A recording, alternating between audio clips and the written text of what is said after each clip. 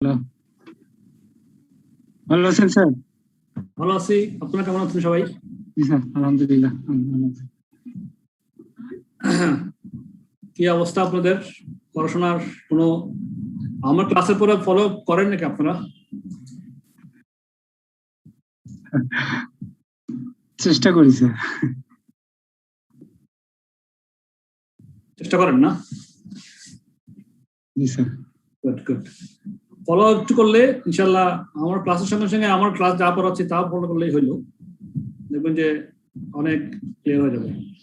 জি sir, ইনশাআল্লাহ। কনসেপ্টটা clear করতে পারাটাই হচ্ছে এখানে মেইন চ্যালেঞ্জ, আর কোনো চ্যালেঞ্জ নাই। কনসেপ্ট ক্লিয়ার হয়ে গেলে অঙ্কগুলো তেমন কঠিন। হ্যাঁ জি স্যার, কঠিন। কনসেপ্টটা ক্লিয়ার হয়ে গেলে অঙ্ক তেমন কঠিন লাগবে। ছোট ছোট অঙ্ক তো স্যার, ছোট অঙ্ক এবং কোনো কম্পিটিশনটা কোনো ঝামেলার কোনো কম্পিটিশন না।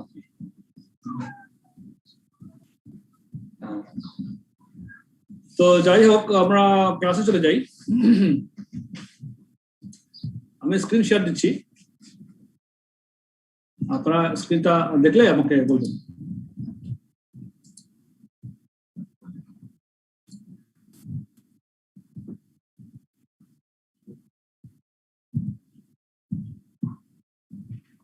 স্ক্রিন আসছে?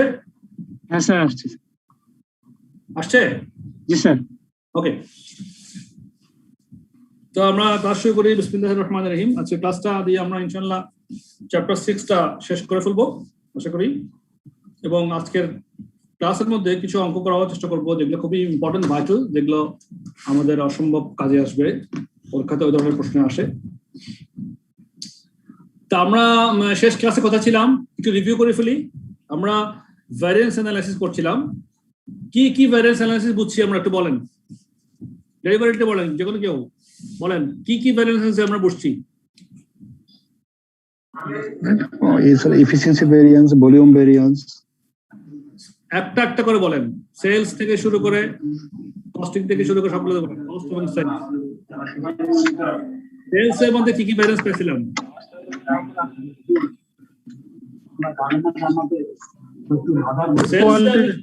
Quantity variance, uses variance. No, Price variance. Sorry. Price variance and quantity variance. Right. না, কোয়ান্টিটি না, সেলস এর মধ্যে হ্যাঁ quantity, volume, sales volume variance ওটা কোয়ান্টিটি, আর সেলস প্রাইস ভ্যারিয়েন্স। ঠিক আছে, এটা ঠিক আছে। আর আমরা কি করেছি? আমরা তারপরে কস্টের মধ্যে, ম্যাটেরিয়ালের মধ্যে কি কি ভ্যারিয়েন্স পেলাম? Material price and material uses variance and total variance. হ্যাঁ, টোটাল ভ্যারিয়েন্সটাকেই আবার স্প্লিট করে দুই ভাগে করলে আমাদের প্রাইস এবং ম্যাটেরিয়াল প্রাইস ভ্যারিয়েন্স এবং ম্যাটেরিয়াল ইউসেজ ভ্যারিয়েন্সটা পেয়েছিলাম, তাই তো? জি। লেবারও তাই, লেবারও একটু মানে কথা কনসেপ্টটা কি, কিন্তু শুধু একটা idle time, idle variance, labour idle variance আছে। ম্যাটেরিয়ালের ক্ষেত্রে ইউসেজ ভ্যারিয়েন্স বলি, আর মানে লেবারের ক্ষেত্রে কি ভ্যারিয়েন্স বলি? এফিসিয়েন্সি ভ্যারিয়েন্স, এফিসিয়েন্সি ভ্যারিয়েন্স বলি। আর ম্যাটেরিয়ালের ক্ষেত্রে আমরা প্রাইস ভ্যারিয়েন্স বললে, লেবার ক্ষেত্রে সেটা কি বলি? Labour rate variance, labour rate variance বলি। ঠিক আছে। তারপরে ভ্যারিয়েবল ওভারহেডটা শিখছি আমরা। ভ্যারিয়েবল ওভারহেডের মধ্যে আমরা এই জিনিস পেলাম যে টোটাল ভ্যারিয়েন্স পেয়েছিলাম, তার মধ্যে আবার দুই ভাগে ভাগ করে এফিসিয়েন্সি ভ্যারিয়েন্স এবং এক্সপেন্ডিচার ভ্যারিয়েন্স। যেহেতু ভ্যারিয়েবল ওভারহেড এক ধরনের এক্সপেন্ডিচার, তো ওটাকে ওই জন্য দুই ভাগে এফিসিয়েন্সি এবং এক্সপেন্ডিচার বলতেছে। কারণ তো কনসেপ্ট কিন্তু কি, ম্যাটেরিয়ালের মতো, লেবারের মতো, ভ্যারিয়েবলটাও মোটামুটি কনসেপ্ট একই রকম, তাই তো? তো আমরা এক্সাম্পল 7টা করছিলাম সেদিন। এখানে আমরা যেটা পেয়েছিলাম টোটাল ভ্যারিয়েন্সটা বের করছিলাম, এরপরে আমরা এফিসিয়েন্সি ভ্যারিয়েন্স, এক্সপেন্ডিচার ভ্যারিয়েন্স কিভাবে বের করতে হয় করছিলাম।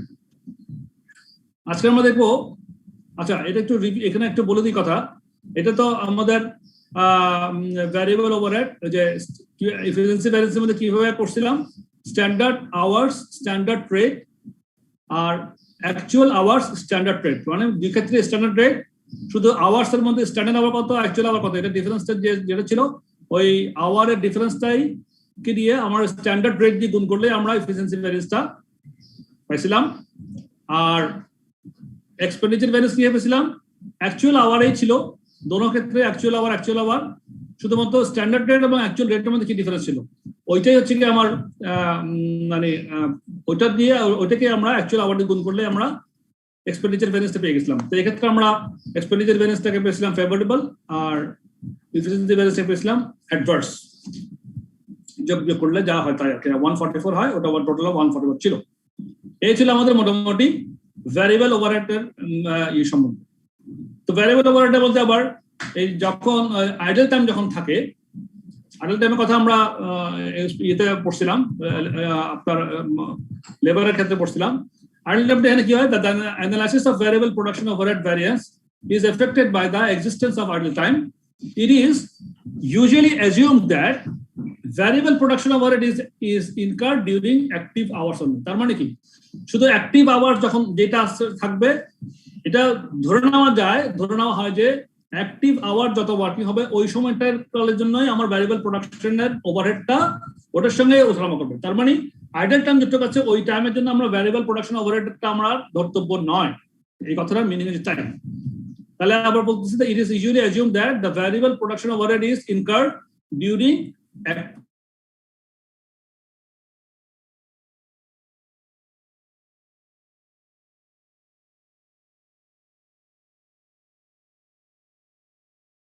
করেছিলাম এই ক্ষেত্রেও তাই।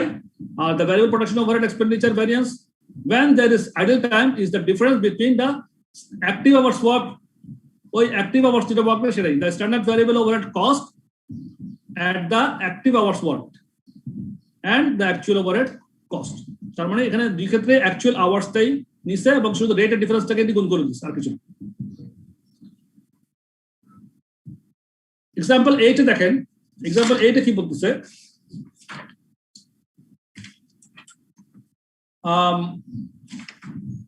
এক মিনিট আমাকে সময় দেন।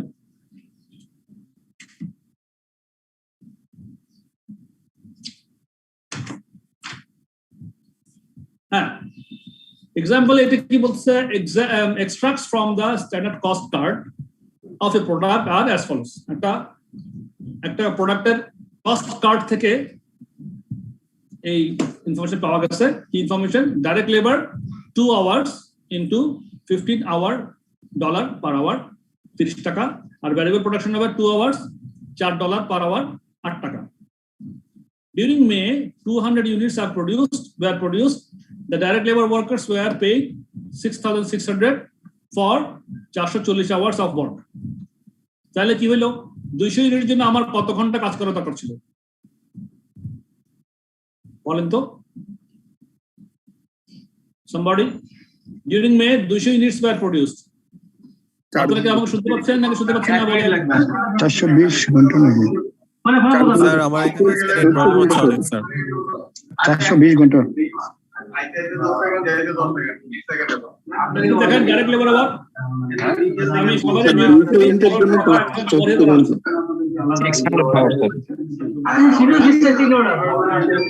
না 400 ঘন্টা করেছি, 400 ঘন্টা।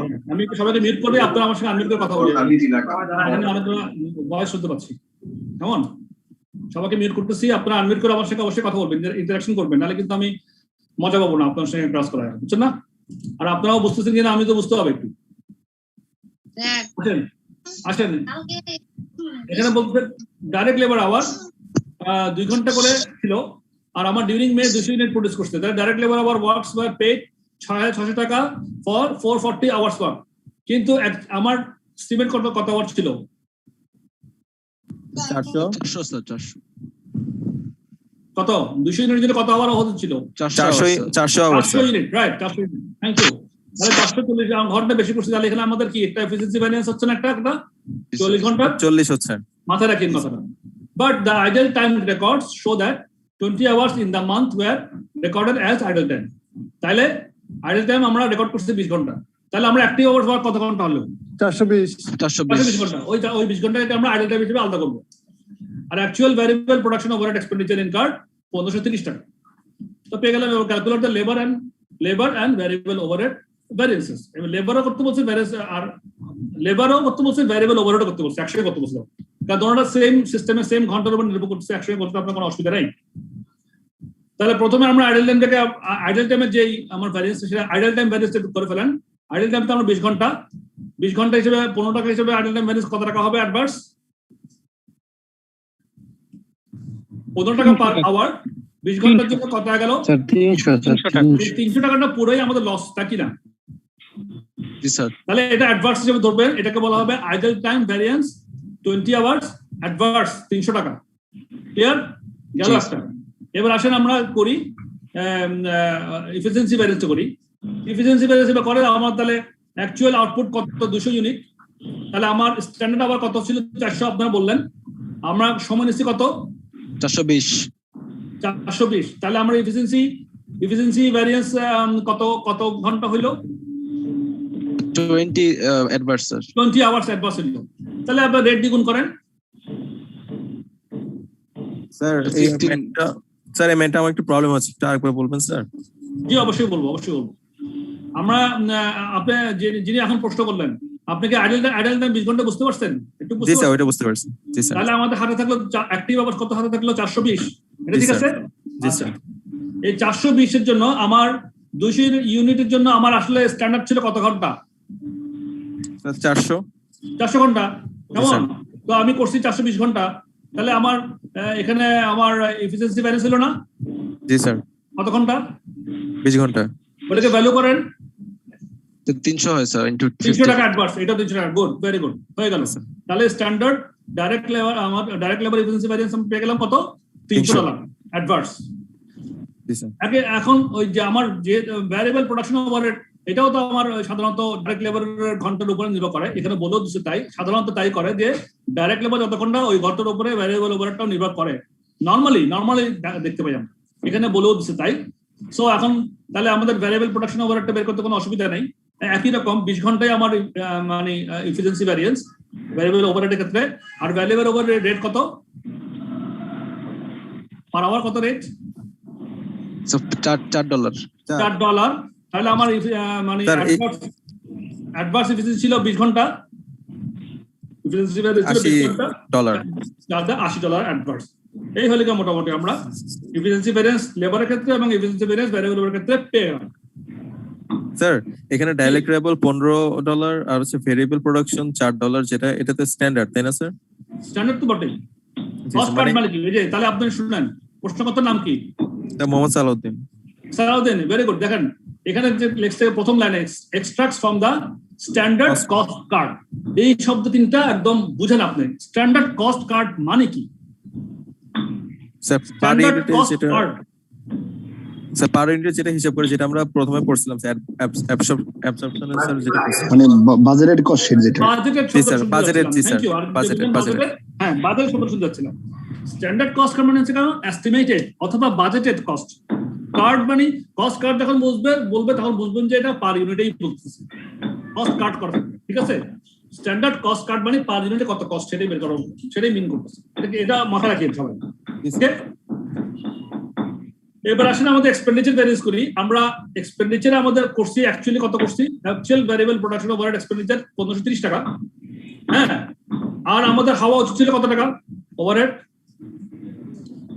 এস্টিমেটেড কত ছিল বা স্ট্যান্ডার্ড কত ছিল বা বাজেট কত ছিল? তো 4 ইনটু 1600 কথা ছিল স্যার, 1600। স্যার 1600 না স্যার, 4 ইনটু সাইডেন্টে বাদ দিতে হবে স্যার। বাজেটেড স্যার 4 ইনটু 440 হবে, তাহলে স্যার 420 হবে। 420 হবে। 20 ঘন্টা যে আইডল টাইম আমরা একটু আগে এখানে পড়েছিলাম যে variable, it is usually assumed that the variable production overhead is incurred during active hours only. আচ্ছা। তো আমরা 420 টা ধরবো এখানে। কেমন? 420 টা ধরবো। এই লাইনটা না থাকলে স্যার, স্যার আমরা 440 দিয়ে করতাম। কোন লাইন না থাকলে? এই যে assume that variable production overhead incurred না, এটা তো আমি জাস্ট থিওরি থেকে পড়লাম। এটার সঙ্গে অঙ্কের সঙ্গে কোনো রিলেশন নাই। এটাই প্র্যাকটিস। আচ্ছা, এটাই প্র্যাকটিস। কারণটা কি? এটা আপনি লজিক্যালি দেখেন। আপনি লজিক্যালি যদি চিন্তা করেন তাহলে তাই দাঁড়াবে। লজিক্যালি যদি চিন্তা করেন, সেন্স যদি অ্যাপ্লাই করেন, তাহলে আপনার যতক্ষণ আপনার যেহেতু এটা ওভারহেড এবং ওভারহেডটাকে বেসিস আপনার সাধারণত করে থেকে লেবার আওয়ার ওয়ার্কসের উপরে, তাহলে আমার যত ঘন্টা লেবার আওয়ার ওয়ার্কস হবে তত ঘন্টাই তো আমি চার্জ করবো। হ্যাঁ, এটা সাধারণত অ্যাজিউম করা হয় এভাবেই। এটা লজিক্যালিও এটা ইজ কারেক্ট, সেজন্যই বলবো। কিন্তু তো স্যার আমাদের ডিরেক্ট লেবারের ক্ষেত্রে স্যার কিন্তু আমরা স্যার পুরোটাই ধরবো স্যার এই ক্ষেত্রে, মানে লেবার ভেরিয়েন্সের ক্ষেত্রে। ডিরেক্ট লেবারের ক্ষেত্রে তো আমরা অ্যাক্টিভ আওয়ার্স থেকে আলাদা করে নিছি এবং আমার যে আইডল টাইমটাকে আলাদা করে নিছি। স্যার ওটা তো এফিশিয়েন্সির জন্য, স্যার ওটা তো এফিশিয়েন্সির জন্য, মানে যেটা এখন বলতেছেন। হ্যাঁ করছি, হ্যাঁ। রেট ভেরিয়েন্সের জন্য তো পুরোটা নিব। রেট ভেরিয়েন্সের জন্য আমি কি করছিলাম? তো 440 পুরোটা নিব না স্যার? অ্যাকচুয়াল আউটপুট আমরা যেটা এফিশিয়েন্সি ভ্যারিয়েন্স, রেট ভ্যারিয়েন্সের ক্ষেত্রে আমরা পুরোটা নিব কোন? আমরা আইডল টাইম যদি রেকর্ড করা থাকে, যদি আইডল টাইম রেকর্ড করা থাকে, আইডল টাইমটাকে বাদ দিয়ে আইডল টাইমটা যে একটু অংশ ওইটুকুর জন্য তো আমরা একটা ভ্যারিয়েন্স ধরতেছি, আইডল টাইম ভ্যারিয়েন্স বলতেছি ওটাকে 20 ঘন্টা, বুঝছেন না? জি স্যার। আমরা যেটা আইডল টাইম ওটাকে আমরা আলাদাই করে ফেলছি, আলাদা করে ফেলে ওই যে 20 ঘন্টা আইডল টাইম, 20 ঘন্টা আলাদা করে পুরোটাই আমার লস, পুরোটাই আমার 15 টাকা করে 300 টাকা আমি প্রথমেই একটা অ্যাডভান্স দেখা দিচ্ছি, ওটা আইডল টাইম ভ্যারিয়েন্স। এবার এফিশিয়েন্সি ভ্যারিয়েন্সের জন্য আইডল টাইম অংশটা বাদ দিয়ে 420 ঘন্টা থাকবে, ওই 420 ঘন্টার উপরে আমি হিসাব করব, আমরা হিসাব করব। তো রেট করতে তাই, হ্যাঁ, এক্সপেন্ডিচারের ক্ষেত্রে তাই। তাহলে এবার আসেন, তাহলে একটু গেল, তাহলে আমাদের 420 গুণ, আমরা যদি ভ্যারিয়েবল উপরে ব্যালেন্স দেখি, 420 গুণ 4 টাকা, তাহলে কত টাকা হয়? 1680। 1680 টাকা। আর অ্যাকচুয়ালি করছি 35 টাকা, বিয়োগ করলে কত? 150।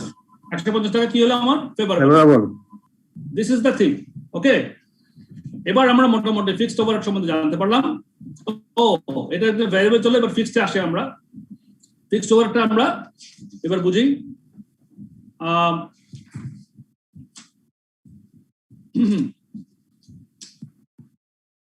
Fixed overhead হচ্ছে the amount of overhead absorbed for each unit of output is the standard fixed overhead cost per unit. The total cost variance is therefore calculated as follows. The standard fixed production overhead cost absorbed by the actual production.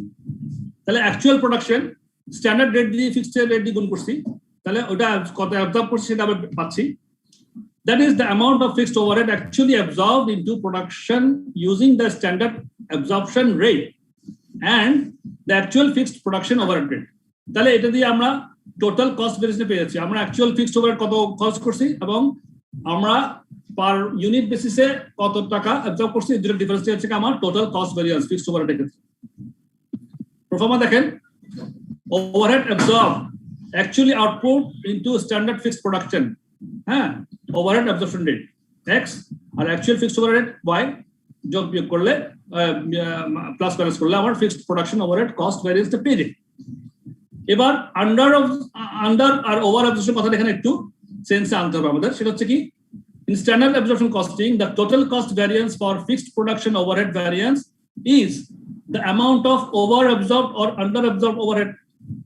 আমরা over absorption under absorption আমাদের অঙ্কের ক্ষেত্রে use করেছিলাম, তাহলে আসলে এটাই কিন্তু over absorption অথবা আন্ডার অ্যাবজর্পশন ওভারহেড, এটাই কিন্তু আমাদের এখানে, এটাই স্ট্যান্ডার্ড কস্টিংয়ের মধ্যে আমাদের যে ভ্যারিয়েন্সটা, টোটাল ভ্যারিয়েন্সটা। In standard absorption costing the total cost variance for fixed production overhead variance is the amount of over absorbed or under absorbed overhead. Over absorbed overhead is a favorable variance, under absorbed overhead is an adverse variance. Under or over absorption is the difference between the overhead incurred, মানে overhead যেটা খরচ করছি, and the overhead absorbed, এবং যেটা অবজর্ব করছি, ওইটাই estimation. তারপরে আসেন একটা এক্সাম্পলের মধ্যে জিনিসটা আমাদের আরো মাথায় খেলে যাবে। আর বলছে the under over absorption occurs because the overhead absorption rate, OAR, overhead absorption rate is based upon two predictions, the budgeted fixed overhead and the budgeted level of activity. If either or both predictions are wrong, there will be under or over absorption and there will be a fixed overhead total variance. If the actual expenditure is different from the budgeted expenditure, there is an expenditure variance. এটা আমরা যেভাবে করছি সেভাবে একই logic, একই concept. If the actual production is different from the budgeted production, there is a volume variance. A fixed production overhead volume variance represents the amount of fixed overhead that has been under or over absorbed due to the fact that actual production volume differed from the budgeted production volume. The concept same, একই রকম logic, শুধু under অবজার্ভের কথা এখানে একটা extra কথা আপনাদের চলে আসছে। দ্রুত আগাই অঙ্কের মধ্যে চলে আসলে ভালো হবে, কারণ আমাদের কিছু স্পেশাল অঙ্ক আছে আজকে। আমরা এটা মোটামুটি বুঝে গেছি। তো এটা পারফরম্যান্সটা কিরকম, fixed production overhead expenditure performance কিরকম, বাজেটেড ফিক্সড ওভারহেড আর minus actual production overhead actual income. But বাজেটের সঙ্গে অ্যাকচুয়াল সঙ্গে মাইনাস করলে fixed production overhead expenditure variance, আমি কত খরচ করা উচিত ছিল, কত খরচ করছি। বাজেটেড ফিক্সড ওভারহেড মানে আমি অ্যাকচুয়াল যেটা আমার খরচ করা দরকার ছিল ওটার উপরে বাজেট আমার রেট অনুযায়ী কত টাকা আমাদের এস্টিমেট ছিল খরচ করা উচিত ছিল, এবং অ্যাকচুয়ালি আমরা কত করেছি। তাহলে fixed production overhead expenditure variance এখানে বের হচ্ছে। And expenditure variance can be calculated for fixed production overhead. A similar variance can be calculated for other fixed overhead cost. অন্যান্য ফিক্সড ওভারহেড কস্ট আছে না আমাদের, যে এটা যে প্রোডাকশন ওভারহেড কস্টের কথা বলতেছি, প্রোডাকশন ওভারহেড, কিন্তু আমাদের তো administration and sales and administration overhead expenditure থাকতে পারে, আমাদের ডিস্ট্রিবিউশন সেলস এন্ড ডিস্ট্রিবিউশন থাকতে পারে, অ্যাডমিনিস্ট্রেশন ওভারহেড থাকতে পারে। সেক্ষেত্রেও একই রকম সেলস অ্যাপ্লাই করে আমরা ব্যালেন্স অ্যানালাইসিস করতে পারবো। স্যার জি, এর আগের পিসে যে প্রোফর্মাটা ওটা স্যার বুঝিনি, ওটা একটু আরেকবার বলবেন স্যার। 185 পিসটা একই কথা। এই যে এখন the difference between fixed production overhead expenditure variance কিভাবে বের করে, fixed production expenditure overhead expenditure খরচের ভ্যারিয়েন্সটা কিভাবে বের করব। স্যার আগেরটা এটা এক কথা না sir, fixed production overhead and actual fixed production overhead, এই যে ডিফারেন্স, বাজেট কি ছিল এবং অ্যাকচুয়াল কি করছি, এই সিম্পল। আগের প্রোফর্মা আর এই প্রোফর্মা তো একই, তাই না sir? Same logic, same concept. Okay sir. তারপরে আসেন fixed production overhead volume variance. আগেরটা করছে এক্সপেন্ডিচার, এবার ভলিউমটা কিরকম। আগে ভলিউম ডিফারেন্স দেখবেন, অ্যাকচুয়াল আউটপুট প্রোডিউস, বাজারের আউটপুট, কত বাজার করছিলাম আর অ্যাকচুয়াল কত আউটপুট করছি। এই ভলিউমের ডিফারেন্সটা হচ্ছে আমার ভলিউমটা পেয়ে গেলাম। এবার ভ্যালু করবো কি দিয়ে, into standard fixed overhead rate per hour fixed production overhead volume variance. তাহলে আমার স্ট্যান্ডার্ড রেটটা ছিল, ওটা দিয়ে আমরা ভলিউমের ডিফারেন্সটাকে গুণ করলে আমার ভলিউম ভ্যারিয়েন্সটা পেয়ে যাবো ফিক্সড প্রোডাকশন। একই রকম কনসেপ্ট। এক্সাম্পল 9টা দেখি দ্রুত, সো দ্যাট আমাদের ক্লিয়ার হবে কনসেপ্ট। আচ্ছা, আমার এখানে কারেন্ট চলে গেছে, কারেন্ট আসছে এবার, হ্যাঁ ওকে ঠিক আছে, কারেন্ট চলে গিয়ে আবার চলে আসছে। আচ্ছা, এক্সাম্পল 9 দেখেন, the following data relates to the fixed production overhead cost of producing widgets in March. বলতেছে যে একটা প্রোডাক্টের কথা বলতে, budgeted fixed production overhead expenditure ছিল 4375, budgeted fixed production overhead expenditure ছিল 4375, বাজেটেড প্রোডাকশন ভলিউম ছিল 1750, standard fixed production overhead cost 25 hour করে 0.25 আওয়ার্স করে, মানে 1 ঘন্টা 4 ভাগের 1 ভাগ, 0.25 hours at the rate of 10 টাকা পার আওয়ার, তাহলে 2.5 টাকা ছিল পার ইউনিট।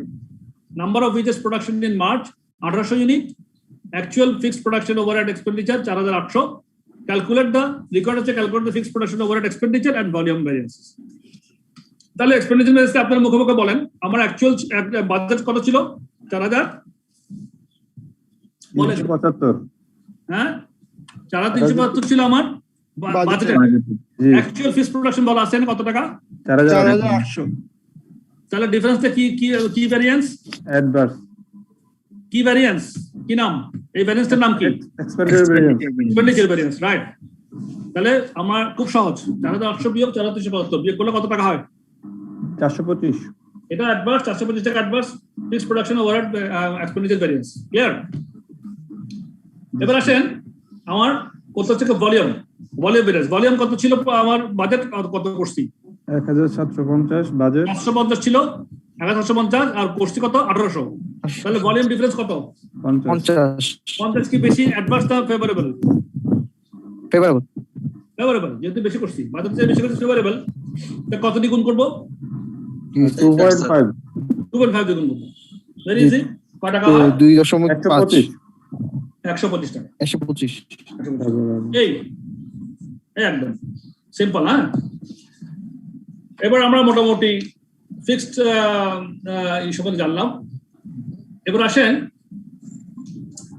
আসল জায়গায়। আচ্ছা, মার্জিনাল কস্টিং এর ক্ষেত্রে কি হবে, এটা আমরা তো অ্যাবজর্পশন কস্টিং এর জানলাম না, মার্জিনাল কস্টিং এর ক্ষেত্রে কি হবে সেটা একটু জেনে নিই, খুব শর্টলি জেনে নিই।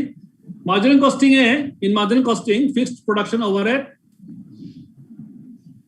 are not absorbed into the cost of production, তাই না? কস্ট অফ প্রোডাকশনের মধ্যে কি আমরা ফিক্সড পোরশন থেকে অ্যাবজর্ব করি? মার্জিনাল কস্টিং এর মধ্যে রিভিউ করেন চ্যাপ্টার 2? না স্যার। করি না। আমরা যেহেতু কন্ট্রিবিউশন মার্জিন বের করি, কন্ট্রিবিউশন করি, তাহলে সেখানে আমরা ওইটা অ্যাবজর্ব করতাম না ফিক্সড ওভারহেড, ঠিক কি না? সবার মনে পড়তেছে কথাটা? বলেন। জি স্যার। স্যার স্যার হ্যাঁ, এগুলো ভাইটাল পয়েন্ট, এগুলো কিন্তু আমাদের ইম্পর্টেন্ট ইস্যু, আমাদের সবসময় এগুলো আমাদের মাথায় আসতে হবে, থাকতে হবে। তাহলে মার্জিনাল কস্টিং এর মধ্যে আমরা ফিক্সড প্রোডাকশন ওভারহেডটাকে আমরা অ্যাবজর্ব করি না। তাহলে for this reason there is no fixed production overhead volume variance. তাহলে কোনো ভলিউম ভ্যারিয়েন্সের কোনো প্রশ্নই আসে না, ওখানে আসে না। The only fixed production overhead variance reported in standard marginal costing is a fixed production overhead expenditure variance. তাহলে ভলিউম ভ্যারিয়েন্স আসবে না, শুধুমাত্র ফিক্সড ওভারহেড এক্সপেন্ডিচার ভ্যারিয়েন্সটা আমরা মার্জিনাল কস্টিং এর ক্ষেত্রে করব। কথাটা মনে থাকবে কিনা বলেন? স্যার ভলিউম ভ্যারিয়েন্সটা আসবে না, শুধুমাত্র ফিক্সডটা আসবে। ভলিউম ভ্যারিয়েন্সটা আসবে না, যেহেতু কোনো আন্ডার অবজারভেশন এখানে নাই, আর সুতরাং এখন আসতেছে না। This is the difference between actual and budgeted fixed production overhead expenditure as described above for absorption costing. Absorption costing আমরা যেভাবে করছি ঠিক একইভাবে এটা একই রকম ভাবে আমরা মার্জিনাল কস্টিংটাও করে দেব। ঠিক আছে? ঠিক আছে কিনা বলেন? হ্যাঁ বলেন না ভাই। স্যার আবার বলবেন স্যার, এটা যেটা লাস্টে বললেন। স্যার মার্জিনাল কস্টিং এর মধ্যে আমাদের যেহেতু কোনো ফিক্সড অ্যাবজর্পশন হয় না, ফিক্সড ওভারহেড অ্যাবজর্পশন করি না আমরা অ্যাবজর্পশনটা ফিক্সড কস্ট থেকে একদম শেষ সব শেষে কন্ট্রিবিউশন মার্জিন থেকে বিয়োগ করে তারপর প্রফিটটা বের করে দেখাই মার্জিনাল কস্টিং এ, ঠিক না? প্রথমে কি মার্জিনাল কস্টিং কি করি আমরা? সেলস থেকে ভ্যারিয়েবল এক্সপেন্স বাদ দিয়ে কন্ট্রিবিউশন বের হয়, কন্ট্রিবিউশন থেকে আমাদের ফিক্সড ওভারহেডটা বাদ দিয়ে প্রফিটটা বের হয়। সুতরাং সেক্ষেত্রে আমাদের কি করতে হবে না, ওখানে আর কোনো ভলিউম ভ্যারিয়েন্স দরকার নেই। এখানে ভলিউম ভ্যারিয়েন্স প্রশ্ন আসলে শুধুমাত্র এক্সপেন্ডিচার ভ্যারিয়েন্সটাই মার্জিনাল কস্টিং এ দেখাতে হয়। আর এটা মাথায় আপনিও আসবে, আপনি যখন ডেটা নিয়ে যখন বসবেন তখন দেখবেন যে আপনি ফিক্সড পোরশন ওখানে পাচ্ছেন না, আপনি তো আর করবেন করতে গিয়ে। ঠিক আছে না? জি স্যার। 1 মিনিট ওয়েট করি, আদান হচ্ছে, তারপর আমরা ইম্পর্টেন্ট জায়গায় চলে যাবো, অপারেটিং স্টেপে যাবো। স্যার মার্জিনাল একটা এক্সাম্পল করলে ভালো হতো না? এক্সাম্পল কি আছে স্যার এখানে? এখানেই আছে, আগে এক্সাম্পল 9 এর মধ্যে পাবেন। আপনি যদি ফিক্সড পোরশনটা বাদ দেন তাহলে আপনার মার্জিনাল কস্ট যেটা সেটা পেয়ে গেলেন, এক্সপেন্ডিচার বাজেটটা করলেই হবে। একই রকম সিস্টেম, ওকে একই রকম, একই।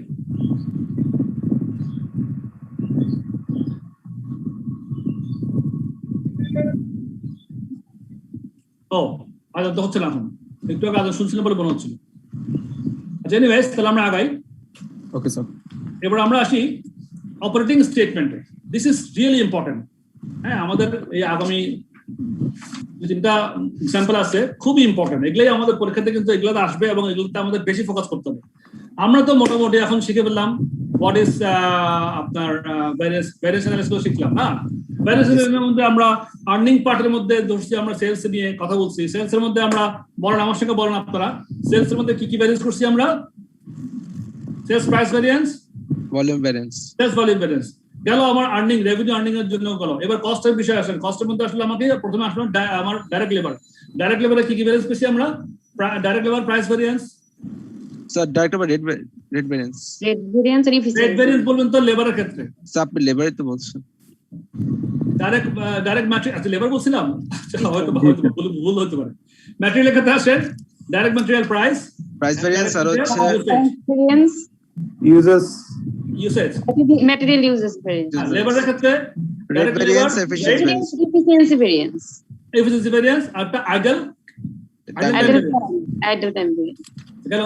তারপর আসেন আবার ভ্যারিয়েবল রেটের মধ্যে variable overhead expenditure variance, R efficiency variance.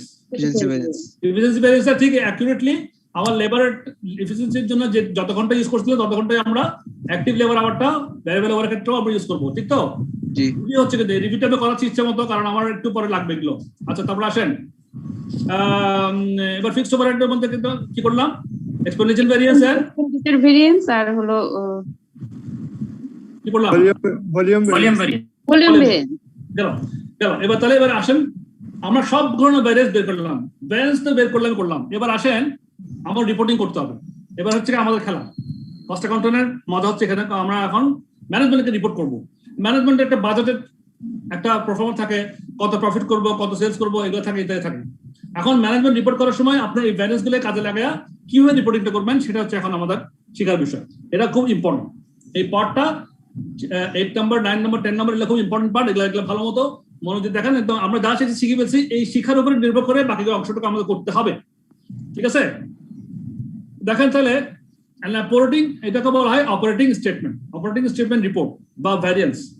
An operating statement is a top level variance report reconciling the budgeted and actual profit for the period. এটা কি করতে হয়, বাজেটেড প্রফিট যেটা ছিল ওর সঙ্গে আমি ভ্যারিয়েন্স গুলোকে প্লাস মাইনাস করে আমার অ্যাকচুয়াল প্রফিট কি হয়েছে সেটাকে আমাকে দেখাই দিতে হয়। এই আমার অ্যাকচুয়াল প্রফিট তো পাবো কখন, আমার কাজ করার পরে, 1 বছর পরে বা 1 মাস পরে।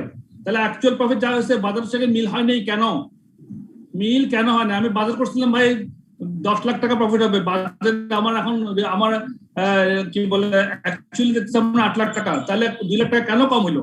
তাহলে কিছু অ্যাডভার্স ভ্যারিয়েন্স ছিল, কিছু ফেভারেবল ভ্যারিয়েন্স ছিল। এইগুলোকে যোগ বিয়োগ করে আমি একটা স্টেটমেন্ট রেডি করে যখন ম্যানেজমেন্টের সামনে থ্রো করব, আমি প্রেজেন্ট করব, ওইটাকে বলা হয় আমার অপারেটিং স্টেটমেন্ট রিপোর্ট, ভ্যারিয়েন্সের রিপোর্ট। সেটা কিভাবে করবো খুব চমৎকার, কিন্তু এগুলা খুব প্র্যাকটিক্যাল, দেখেন আপনারা। An operating statement starts off with the expected figure, for example, budgeted or standard profit or contribution or cost, etc. তাহলে আমাদের বাজারের প্রফিট কন্ট্রিবিউশন ধরলাম না, প্রফিটটা ধরেন, প্রফিটটা বুঝলেই হয়ে যাবে। তাহলে আমরা বাজারের প্রফিট দিয়ে শুরু করতে হয় স্টেটমেন্টটা, and ends up with the corresponding actual figures, এবং যেটা একটু আগে বললাম শেষে আসবে corresponding actual figures. In between we list all the appropriate variances in as much as detail as possible. তারপরে আমাকে বাজারের সঙ্গে সব ভ্যারিয়েন্স গুলো যোগ বিয়োগ করে মাঝখানে থাকবে, শেষে আমার অ্যাকচুয়াল ফিগারটা বের হয়ে যাবে অটোমেটিক, এবং তখন আমরা বলতে পারবো যে এই কারণে আমাদের রিপোর্টটা, আমাদের অ্যাকচুয়াল ফিগারটা এরকম আসছে। The format will be similar to the following: the numbers have no significance, they are purely for illustration purposes. একটা ইলাস্ট্রেশন দিছে, এটা কোনো সিগনিফিকেন্ট কোনো এমন না, জাস্ট বোঝার জন্য এটা একটা আমাদেরকে ইলাস্ট্রেশন করে দিচ্ছে এরা। তাহলে 3 কলাম দেখেন, একটা কলাম, 2টা কলাম, 3টা কলাম। সবাই দেখতেছেন স্ক্রিনটা? দেখতেছেন সবাই? জি স্যার, দেখা যাচ্ছে। দেখতে পাচ্ছেন না? দেখেন, এটা মনোযোগ দেখেন, খুবই সহজ, বিষয়টা কম কঠিন কিছু না, একদম সহজ। প্রথমে তাহলে আমরা কি লিখবো? Budgeted gross profit. তাহলে যে প্রফিটটা আমরা বাজেট করছিলাম, গ্রস প্রফিট যেটা হবে সেটা প্রথমে আমরা লিখে ফেলবো। 3টা কলাম, কলাম 1 2 3, 3টা কলামে করতে হবে। স্যার এই ফরম্যাটে আমরা অঙ্কটারে সাজাবো নাকি? সাজাবেন না, 3টা কলাম করবেন, অপারেটিং স্টেটমেন্ট দিবেন। এরকম যদি একটা অঙ্ক আসে বলবেন যে আপনাকে হয়তো বা পরীক্ষাতে এরকম দিতে পারে, কয়েকটা ভ্যারিয়েন্স করেন, করে ওগুলোকে মানে আমাকে একটা অপারেটিং স্টেটমেন্ট করে দেন, বাজেটিং একটা রিপোর্ট করেন, বলতে পারেন।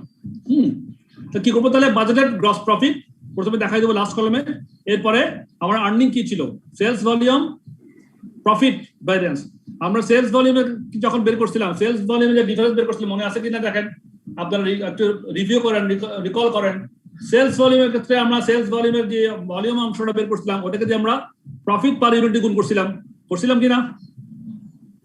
জি স্যার। সবার মনে বড় কথাটা, সেলস ভলিউম প্রফিট যখন আমরা বের করছি 2 দিন আগে শিখছি, তখন কিভাবে করছিলাম? সে অ্যাকচুয়াল সেলস এবং বাজারের সেলস এর মধ্যে ডিফারেন্স কি হয়েছিল, সেই ভলিউম নিলাম আগে, নিয়ে ওটা দিয়ে আমরা স্ট্যান্ডার্ড প্রফিট গুণ করে দিয়েছিলাম, তাই তো? তখন আমাদের সেলস ভলিউম প্রফিট ভ্যারিয়েন্স বেরিয়েছিল। খেয়াল করছে এবার? জি স্যার। যাদের খেয়াল করে নাই অবশ্যই এগুলা খেয়াল করার জন্য আপনাদেরকে রিভিউ করতে হবে কিন্তু। হ্যাঁ, আচ্ছা আসেন, তারপরে আসেন তাহলে আমরা বাজারের গ্রস প্রফিটের সঙ্গে সেলস ভলিউম প্রফিট ভ্যারিয়েন্স থেকে এক্ষেত্রে ফেভারেবল যোগ করে দিলাম, যোগ করে দিয়ে বাজারের প্রফিট ফ্রম অ্যাকচুয়াল সেলস ওটা পেয়ে গেছি।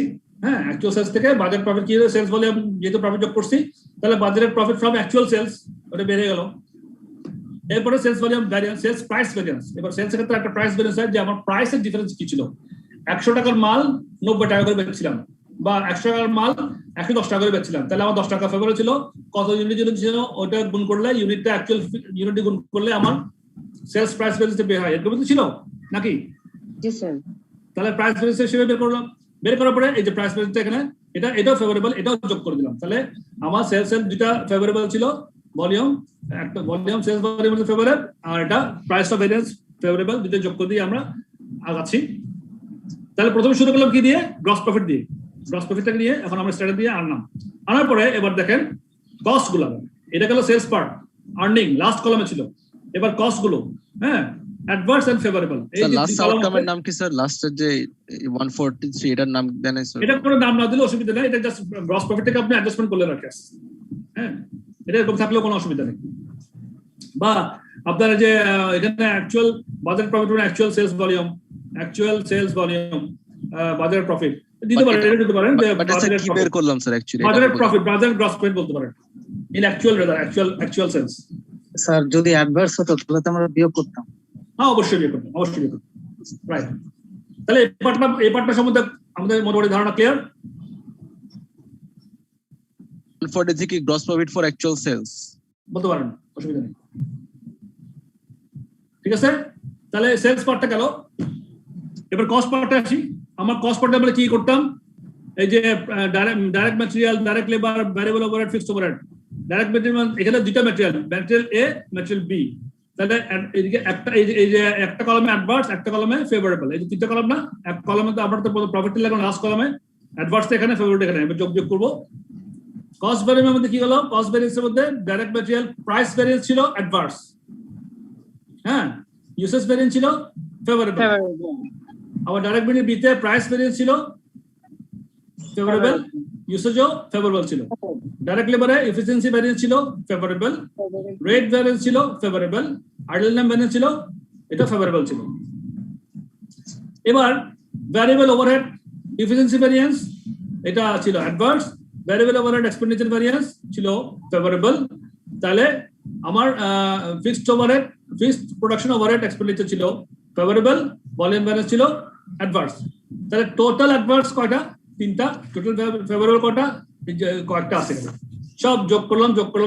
তাহলে আমার টোটাল অ্যাডভার্স ছিল 37,500, টোটাল ফেভারেবল হলো 57,550। 57,550 ফেভারেবল থেকে 37,500 অ্যাডভার্স টোটাল ভ্যারিয়েন্স গুলো বাদ দিলে আমার টোটাল একটা নেট করলে কত হয়, এই 20,050 ফেভারেবল হয়। কথাটা বুঝতেছেন আপনারা? প্রেজেন্টেশনটা বুঝছেন? স্যার একটু প্রশ্ন ছিল, আইডল টাইমটা কি স্যার ফেভারেবল হতে পারে? হয়তো আইডল টাইম চিন্তা করছিলাম, কিন্তু আইডল টাইম হয়নি আমার, তাহলে ফেভারেবল হয়ে যাবে। আচ্ছা, বাজেট করছিলাম একটা, বাজেটের মধ্যে ছিল না, ওটা হয়নি আমার, হতে পারে। স্যার মেশিনটা নষ্ট হয়নি এই জন্য স্যার। জি, আইডল টাইমটা ফেভারেবল হতে পারে স্যার, এটার রিজনটা কি হতে পারে? ওই যে বললাম আমার বাজেট করছিলাম আইডল টাইমে, কিন্তু আমার বাজেটটা হয়নি, আইডল টাইম লাগানি আমার। স্যার উপরে পোরশনটা একটু আগে বুঝে দিবেন স্যার। সেলসটা উপরে আমি যা বাজেট করছি তার চেয়ে মানে সেলসটা জি স্যার সেলসটা। হ্যাঁ, সেলসটা কি হলো, তাহলে আমরা শুরু করতেছি কি দিয়ে, আমরা এই স্টেটমেন্ট শুরু করব কি দিয়ে, বাজেটের গ্রস প্রফিট দিয়ে। আমরা শেষ করব কি দিয়ে, শেষ হবে যখন আমাদের এটা আসবে আমার অ্যাকচুয়াল গ্রস প্রফিট। তাহলে ইন বিটুইন কি থাকবে, বাজারের সবচেয়ে উপরে থাকবে বাজারের গ্রস প্রফিট, সব শেষে বের হয়ে যাবে আমার অ্যাকচুয়াল গ্রস প্রফিট। তো অ্যাকচুয়াল গ্রস প্রফিটটা আসলে আমরা ব্যবসা শেষ করার পরে, পিরিয়ডটা শেষ হওয়ার পরে হিসাব নিকাশ করতে আমরা অ্যাকচুয়াল গ্রস প্রফিটটা আমাদের হাতে আগে থেকেই থাকবে। সো এই অ্যামাউন্টটা আমরা জানি। এখন আমাদের দায়িত্ব হচ্ছে এই অ্যামাউন্ট, এই অ্যাকচুয়ালের সঙ্গে বাজারের সঙ্গে কেন ডিফারেন্সটা হইলো সেটাকে প্রেজেন্টেশন দেওয়া ম্যানেজমেন্টের সামনে। তো ম্যানেজমেন্টের সামনে বলবো যে আমাদের দেখেন, আমাদের বাজারের প্রফিট ছিল এরকম, আর আমাদের যা ভ্যারিয়েন্স হচ্ছে ওগুলো এরকম। তাতে দেখা যাচ্ছে আমার সেলসের মধ্যে সেলস ভলিউম ভ্যারিয়েন্স ছিল 15,000 টাকা ফেভারেবল, সেলস প্রাইস ভ্যারিয়েন্স ছিল 28,000 টাকা ফেভারেবল। তাহলে আমার মোটামুটি এখানে এটা এসে আবার আমার যে কস্ট ভ্যারিয়েন্স গুলো ছিল এটার মধ্যে ডাইরেক্ট ম্যাটেরিয়াল ছিল প্রাইসের জন্য এত টাকা, ইউজের জন্য এত টাকা, বিতে এত টাকা, লেবারে এফিসিয়েন্সি ভ্যারিয়েন্স ফেভারেবল ছিল না, ফেভারেবল ছিল, অ্যাডভার্স ছিল না, রেটেও ফেভারেবল ছিল, আইডল টাইমও ফেভারেবল ছিল, ভ্যারিয়েবল ওভারহেড কি এফিসিয়েন্সি অ্যাডভার্স, এক্সপেন্ডিচার ফেভারেবল। এই সবগুলো যোগ বিয়োগ করে আমার টোটাল অ্যাডভার্স ছিল এত, টোটাল ফেভারেবল ছিল এত, সব নেট করলে 20,050 টাকা, মানে 57,550 থেকে 37,500 টাকা বিয়োগ করলে 20,050 টাকা ফেভারেবল ব্যালেন্স পাইছি আমরা। আর এখানে আমার টোটাল ব্যালেন্সটা বেড়ে বাজার ছিল 1 লক্ষ বাজার ছিল, সব ব্যালেন্স গুলো যোগ বিয়োগ করে আমার গ্রস প্রফিটটা, অ্যাকচুয়াল গ্রস প্রফিটটা 1,63,800 টাকা হয়েছে। এই হচ্ছে প্রেজেন্টেশন, আমার ম্যানেজমেন্টকে দিলাম প্রেজেন্টেশন। কথাটা এই ভেরি সিম্পল। আমরা ব্যালেন্স কিভাবে বের করতে হয় সেটা তো আমরা শিখছি আগেই। জি স্যার বুঝছি। এখন শুধু প্রেজেন্টেশন। স্যার আরেকটা কোশ্চেন ছিল স্যার, আমরা যখন মানে ফাইনান্সিয়াল স্টেটমেন্ট করব স্যার, মানে এটা না, ওই যে ফাইনান্সিয়াল অ্যাকাউন্টিং এ যখন করি স্যার, ওইখানেও গ্রস প্রফিট আর এখানে গ্রস প্রফিট তো সেমই থাকবে, তাই না স্যার? অফকোর্স ওইটার হচ্ছে যে ওইটার প্রেজেন্টেশনটা হচ্ছে যে সবার জন্য, আর এটার প্রেজেন্টেশন হচ্ছে শুধুমাত্র ম্যানেজমেন্টের জন্য, যে আমার বাজেটের প্রবলেমটা কেন হয়েছে, মানে কন্ট্রোলের ব্যাপারটা। হ্যাঁ, আপনি খুব রাইটলি সেড যে অ্যাকচুয়াল গ্রস প্রফিট আমরা প্রত্যেকে পাবো। ভালো প্রশ্ন করছেন যে অ্যাকচুয়াল গ্রস প্রফিট পাইলে প্রত্যেকে পাবো, ওই আমাদের ফাইন্যান্সিয়াল অ্যাকাউন্টিং থেকে পাবো। ফাইন্যান্সিয়াল অ্যাকাউন্টিং এ আমরা যেটা করবো, অ্যাকচুয়াল গ্রস প্রফিট কি ওখান থেকে নিয়ে আমার বাজেটের সঙ্গে এটা নিয়ে আবার ম্যানেজমেন্টের জন্য আমরা রিপ্রেজেন্ট করবো, এটা হচ্ছে আমাদের কাজ, ঠিক আছে না? আমাদের কস্ট অ্যাকাউন্টের কাজ হচ্ছে এটাই, আমরা সিএফ এর কাজ হচ্ছে এটা করে আমরা তারপর আমরা আরো অ্যাকশন আছে আমাদের, শুধু ভ্যারিয়েন্স বের করলাম প্রেজেন্টেশন করলাম তাই কি, তারপর তাদের রেকটিফিকেশনের বিষয় চলে আসবে। হ্যাঁ, এখন একটা ফেভারেবল হলে যে আমার জন্য ভালো তা তো না, তাই কি বলেন? আমার একটা ভ্যারিয়েন্সে ফেভারেবল হলো, এদিকে আমার ধরে নেবো এটা ভালো হয়েছে আমার জন্য? সবসময় তো ভালো না, ম্যাটেরিয়াল কম ব্যবহার করে বা কম প্রাইসের ম্যাটেরিয়াল ব্যবহার করে কোয়ালিটিকে আমরা কম্প্রোমাইজ করে করলে তো আমাদের ওভারঅল বহুত খেলা এখানে হয়ে যায়। মনে করেন প্রোডাকশন ম্যানেজার, সেলস ম্যানেজার, এদের মধ্যে যে কম্পিটিশন থাকে, হ্যাঁ, তারপরে কে ম্যানেজার কাছে কত ভালো করে অ্যাচিভমেন্ট দেখাবে, বোনাস থাকে, সেলস বোনাস, প্রোডাকশন বোনাস, কত রকম খেলা আছে, তাই না? Be careful. আমাদের কাজ হচ্ছে কি আমরা অ্যাকিউরেটলি, নিরপেক্ষভাবে এই বিষয়গুলো ম্যানেজমেন্টের সামনে আনা, মানে এমন ভাবে আনা যে মনে হইতে হবে যে আমি নিজে এটার মালিক, আমার খুবই মন থেকে আমি এটা করতেছি, পিওরলি করতেছি, কোন রকম ধান্দাবাদের কোনো ওখানে স্কোপ কাউকে দিব না, সোজা কথা। হ্যাঁ, এই হচ্ছে বিষয় আর কি, তাই না? সো এটা ইন্টারেস্টিং খুব, আপনারা আশা করি বুঝছেন। অঙ্ক আছে এটা সম্বন্ধে, অঙ্কগুলো কিন্তু চ্যাপ্টারে যে পাবেন সিমিলার অঙ্ক, তো অবশ্যই হাতে কলমে করবেন, এটাও হাতে কলমে করবেন, বা এগুলো তো বুঝছেন আপনারা আমার সঙ্গে, ওগুলো হাতে কলমে করবেন, ইনশাল্লাহ ঝামেলা থাকবে না, সহজ। In some questions, the usage variance will be subdivided into mixed and yield variance. Mixed variance সম্বন্ধে আমরা নেক্সট চ্যাপ্টারে পড়বো। This is covered in chapter on advanced variances later in text. এবার হচ্ছে কি আমার ভ্যারিয়েন্স রিপোর্টিং। ভ্যারিয়েন্স রিপোর্টিংটা একটু শুনেন তাহলে কিভাবে হবে। Variances should be reported to management at the end of each control period. Control period মানে কি? আমরা যে পার্টিকুলার সময়ের জন্য এই বাজেটটা করি সেটা কি কন্ট্রোল পিরিয়ড? জি জি, ইচ কন্ট্রোল পিরিয়ডটা 1 মাসও হতে পারে, 3 মাসও হতে পারে, মানে প্রত্যেক 1 মাস পর পর আমি একটু রিভিউ করে দেখবো এটা কন্ট্রোল পিরিয়ড হতে পারে, অথবা আমার এন্ড অফ দ্য ইয়ার যে আমার ফুল যে আমার যে ফিনান্সিয়াল ইয়ার আছে সেটাও হতে পারে। স্যার অ্যাকাউন্টিং পিরিয়ড কি বলা যাবে এটাকে? বলা যেতে পারে।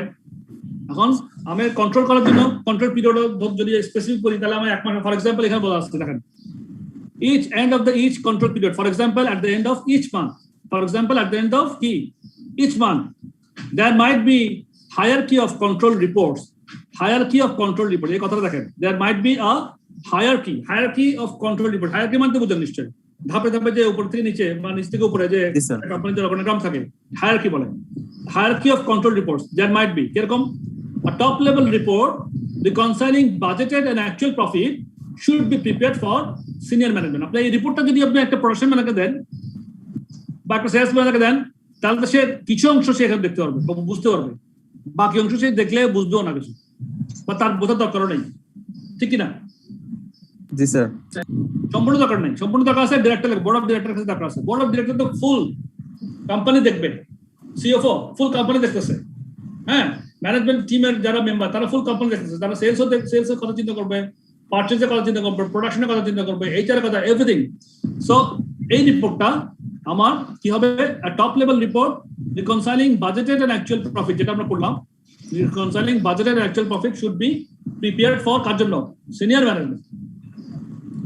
আর variance reports might be prepared for individual managers with responsibility for a particular aspect of operation. যেমন পার্টিকুলার অ্যাসপেক্টস অফ অপারেশন মানে কি, মনে করেন সেলস ডিপার্টমেন্ট, তাহলে ওই সেলস অপারেশনের একজন সেলস ম্যানেজার আছে বা যারা জিএম সেলস আছে, তারপরে মনে করেন পারচেজ ডিপার্টমেন্ট, প্রোডাকশন ডিপার্টমেন্ট, এরকম থাকে। তাহলে আমার প্রত্যেক ডিপার্টমেন্টে আলাদা করে ব্যালেন্স রিপোর্ট করে আমি তাদেরকে দিতে পারি চাইলে, তাহলে ওরা আরো ছোট ছোট ব্যালেন্স রিপোর্ট দিলাম তাদেরকে। তো সেজন্য balance reports might be prepared for individual managers with responsibility for a particular aspect of operations. ঠিক আছে না? তাহলে আমার কাজ হচ্ছে কি, আমার কোম্পানিকে যেন সিক হয়ে না যায়, আমার কোম্পানি যেন খুব চালু থাকে সবসময়, এটা দেখার তোই আমাদের দায়িত্ব। সুতরাং সবগুলো যখন একজন কস্ট অ্যাকাউন্টেন্টের জন্য, উনি মালিকের চেয়ে বেশি, উনি যেভাবে অ্যানালাইসিস করবেন কস্টগুলোকে, উনি কিন্তু সব কিছু ধরতে পারবেন, সব রিপোর্ট সবকিছু উনি হিসাব করে ফেলতে পারবেন, করে নিয়ে কোম্পানি কোন দিকে যাচ্ছে, কোন দিকে খারাপ হচ্ছে, কোন দিকে ভালো হচ্ছে, সব এই যে অ্যানালাইসিস করলে তো আমরা জেনে যাচ্ছি, বুঝতে যাচ্ছি। তখন আবার রেকটিফিকেশন কি করবে, তখন ম্যানেজমেন্ট ডিসিশন নিবে, বোর্ড অফ ডিরেক্টর ডিসিশন নিবে, কিন্তু পথ দেখাতে দিতে হবে কিন্তু আমাদেরকে।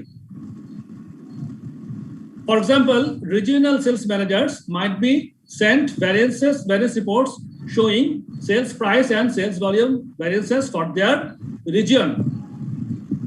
যদি রিজিয়ন সেলস ম্যানেজার হয় তাহলে ওই রিজিয়নে কি হয়েছে না হয়েছে, কত সেলস প্রাইসের জন্য ব্যালেন্স হয়েছে, কত ভলিউম ব্যালেন্সের জন্য কত হয়েছে, তাকে আমি রিপোর্ট করলাম। Production managers might be sent variance reports relating to materials usage, labor efficiency, and other items of expenditure under their control. Similarly, detailed reports on overhead expenditure variances might be sent to the managers responsible for departmental spending. বিভিন্ন ডিপার্টমেন্টে তো overhead গুলো ভাগ ভাগ করা থাকে, তাহলে ওই ধরনের ডিপার্টমেন্ট ওয়াইজ আমি ওভারহেড ব্যালেন্স গুলো করে ওদের কাছে পাঠাতে পারি, ওই ম্যানেজারের কাছে পাঠাতে পারি। Balance report should be provided as soon as possible after the end of each control period, since there is a risk that variance information might be considered out of date if it is received several weeks after the control period has ended. এই কথাটা আমি কয়েকদিন 2-3 দিন আগেও আমি একটা last ক্লাসে বলছিলাম। কি বলছিলাম? যে ব্যালেন্স রিপোর্ট যদি আমরা বেশি দেরি করে ফেলি তাহলে তো কন্ট্রোলটা করতে পারলাম না, তখন একটা আউট অফ ডেট হয়ে যাবে। আমি এই মাসের একটা রিপোর্ট দ্রুত আমাকে দিয়ে ফেলতে হবে, তাহলে আমি আগামী মাসের মধ্যে এই ভুলটা আর করবো না যদি কোনো ভুল হয়ে থাকে। আর যদি আমি এই মাসের রিপোর্টটা যদি আমি 4 মাস পরে দিই তাহলে তো আমার ওই 4 মাস পরে তো আমি আর রিকনসাইল করতে পারতেছি না, ওটাকে আমি আমার ঠিক রেকটিফাই করতে পারতেছি না, ঠিক না?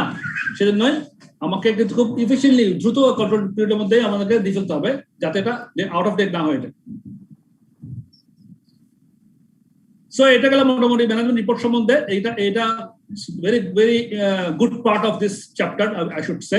এটা আপনারা ভালো মতো মাথায় ঢুকে তবে এটা তো করবেন, প্লাস অঙ্ক আছে আমাদের ইয়েতে পরে অঙ্কগুলো করবেন।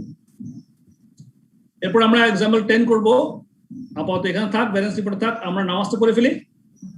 নামাজের ব্রেক দিই। Okay sir. হ্যাঁ, 5-7 মিনিটের একটু ব্রেক নিয়ে সবাই নামাজ পড়ে আসি ইনশাআল্লাহ। আমরা তারপরটা করব। আরো বেশ ইন্টারেস্টিং জিনিস। এমনি একটু পর্যন্ত বুঝে আপনার কেমন লাগতেছে বলেন? ইন্টারেস্টিং লাগছে, সুন্দর লাগছে স্যার। জি, তো ইনশাআল্লাহ নেক্সট আরো ইন্টারেস্টিং we will see। হ্যাঁ, নামাজ পড়ে আসি। স্যার আমরা 10 এর জি।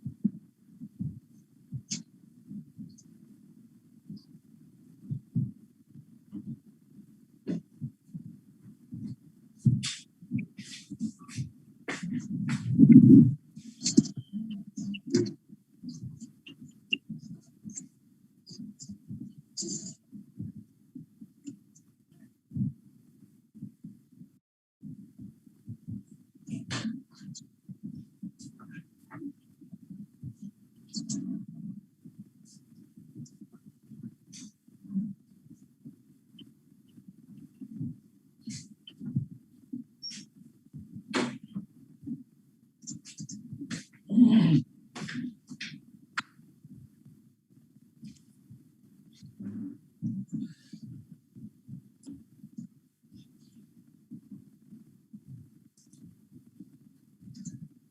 অবস্থা? আমি এসে গেছি। আপনারা কি সবাই আসছেন কিনা একটু আওয়াজ দিয়েন। জি স্যার আসছি। নামাজ পড়তে গেছেন, আমার ফিরে আসছেন, এরকম দু একজন আওয়াজ দেন। জি আসছি স্যার। স্যার আসছি স্যার। Fine, very good. তাহলে আমি শুরু করি না, মনে হয় সময় আমাদের লাগবে আরো। তাহলে আমরা যে রিপোর্টিং সম্বন্ধে জানলাম কিভাবে রিপোর্টিংটা করবো, ঠিক আছে? অপারেটিং স্টেটমেন্টটা এটা একটা ইম্পর্টেন্ট ইস্যু, এটা আপনাদের ভালো মতো প্র্যাকটিসের মধ্যে থাকতে হবে। পরীক্ষাতে যাওয়ার আগে এটা অবশ্যই এই ধরনের অঙ্কগুলো দেখবেন। এক্সাম্পল 10টা দেখেন কি বলতেছে। Sam Mendes limited is a manufacturing company which produces a variety of products. The following information relates to one of its products. Product W. Standard cost data দিছে। Selling price 100, direct material X, direct material Y, 5 kg 15 টাকা। তার মানে পার KG কত টাকা? আমরা বুঝে যাই 5-15। হ্যাঁ 75 টাকা। নো, স্ট্যান্ডার্ড কস্ট কার্ড মানে এখানে হচ্ছে এক ইউনিটের কস্ট 15 টাকা। সেলিং প্রাইস 10 টাকা, 100 টাকা। ডাইরেক্ট ম্যাটেরিয়াল 5 টাকা করে কেজি, 15 টাকা মানে কত কেজি? 3 কেজি। জি জি জি, এভাবে বুঝে বুঝে যাই তাহলে আমাদের সুবিধা হয়ে যাবে। ডাইরেক্ট ম্যাটেরিয়াল ওয়াই 4 কেজি 20 টাকা, তাহলে কত কেজি? 5 কেজি। 5 টাকা কেজি। ডাইরেক্ট লেবার 5 টাকা করে পার আওয়ার 24 টাকা, তাহলে কয় আওয়ার কাজ করতে হয় এক ইউনিটে? 3 আওয়ার। 3 ঘন্টা। ভ্যারিয়েবল ওভারহেড 18 টাকা। হ্যাঁ, ভ্যারিয়েবল 18 টাকা। কয় ঘন্টার জন্য 18 টাকা? 8 ঘন্টা। 3 ঘন্টা। 3 ঘন্টা করলো। 3 ঘন্টার জন্য স্যার। সাধারণত আমরা কি বলছি, ভ্যারিয়েবল ওভারহেডটা ডাইরেক্ট লেবারের সঙ্গে আওয়ারের সঙ্গে ওঠানামা করে, এটাই আমরা সাধারণত প্র্যাকটিস ধরে নিই। তাহলে 3 ঘন্টা এখন ধরলাম, 6 টাকা করে ধরেন পার আওয়ার, তাহলে তাই না? জি স্যার। 6 টাকা করে পার আওয়ার হবে। ফিক্সড ওভারহেড 6 টাকা পার ইউনিট গেল। তাহলে মোট খরচ হচ্ছে 83 টাকা, সেলস প্রাইস 100 টাকা, প্রফিট পার ইউনিট আমার 17 টাকা। 100 থেকে 30 গেলে 17 টাকা। The budgeted production is 24,000 units per annum, evenly spread throughout the year. তাহলে কি বলতেছে, each month কারো একটা আওয়াজ পাওয়া যাচ্ছে, আমি সবাইকে মিউট করে দিচ্ছি। আপনারা কিন্তু আমার সঙ্গে অবশ্যই আনমিউট করে কথা বলবেন যারা যারা রেসপন্স করবেন, ঠিক আছে? হ্যাঁ, তো বলতেছে the budgeted production is 24,000 units per annum, evenly spread throughout the year, with each calendar month assumed to be equal. মানে কি 24,000 ইউনিট পার annum, তাহলে পার মান্থ কত? 2000 স্যার। 2000 ইউনিট, এটাও মাথায় রাখেন। March is a bad month in terms of sales revenue, and it is expected that sales will only be 1700 unit during the month. March মাসে budget করছে 1700, কিন্তু evenly production করে ওরা 2000 unit করে প্রত্যেক মাসে, কিন্তু সেলস এর জন্য মার্চ মাসটা খারাপ মাস, 1700 ইউনিট ডিউরিং দ্য মান্থ, তাদের বাজেটেড মাস, the budgeted sales. Fixed overhead were expected to be $144,000 per year and absorbed on a labor hour basis. তাহলে ফিক্সড ওভারহেডটা এক্সপেক্টেড টু বি 1,84,000 পার ইয়ার বলে দিছে। তাহলে পার মাসে কত? 12,000 টাকা। আবার বলছে যে absorb on a labour hour basis. Okay, দেখবো কি হয়। তারপরে আসেন, তারপর কি actual results for the month of March were that sales were 2200 unit. তাহলে সেলস এর আমাদের কি কত ছিল? বাজার কত ছিল? 2000 করছি কত? 2200। তাহলে actual results for the month কত? 2200 unit at A price of 90 টাকা। প্রাইস কত বাজার ছিল? এই যে সেলিং প্রাইস বাজার কত ছিল পার ইউনিট? 90 টাকা। 100 টাকা ছিল। 100 টাকা স্যার। কত করে? 90 টাকা করে। তাহলে সেল প্রাইস এন্ড প্রাইস ভ্যারিয়েন্সটা দেখতেছেন এখানে 10 টাকা। 10 টাকা। মানে এগুলো মাথায় নিয়ে আগাবো আমরা, তাহলে অঙ্কটা করতে খুব সহজ হবে। স্যার 90 টা কিভাবে আসলো? 90 কিভাবে আসলো? স্যার এই যে actual results for the month of March were that sales were 2200 unit at a price of $90, আছেন? জি স্যার, পাইছি স্যার। তো এগুলো actual. There was no change in stock of finished goods of raw materials. তাহলে raw material কোনো finished goods stock নাই, তার মানে যা প্রোডাকশন তাই বিক্রি হবে। মানে আমার অ্যাবজর্পশন, এটা কথা বলার একটা মিনিং আছে কিন্তু।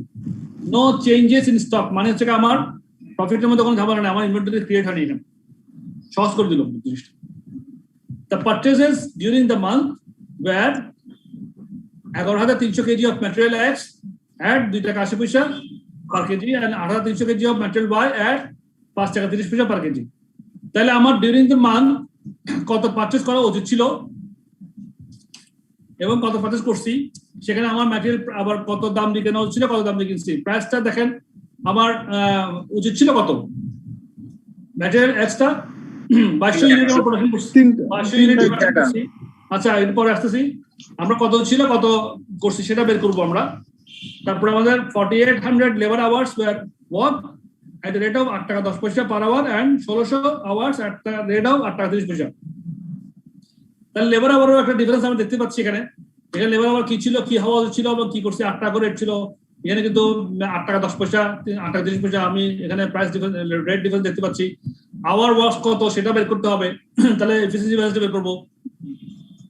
The actual variable overheads for the period were $33,000 and fixed overhead were 12,500। তাহলে আমরা 1,44,000 টাকা ছিল আমাদের ফিক্সড ওভারহেড, 12 মাসে 12,000 টাকা করে, 12 12 44 140, কিন্তু ফিক্সড ওভারহেড আমাদের ওভারহেড হয়ে গেছে কত 12,500। তাহলে এখানে একটা ডিফারেন্স দেখতে পাচ্ছি। আর actual variable overhead 3300, variable overhead কত হওয়া ছিল আর অ্যাকচুয়াল কত পাইছে সেটা হয়ে গেছে, তাহলে সেখানে একটা ডিফারেন্স বের করব আমরা।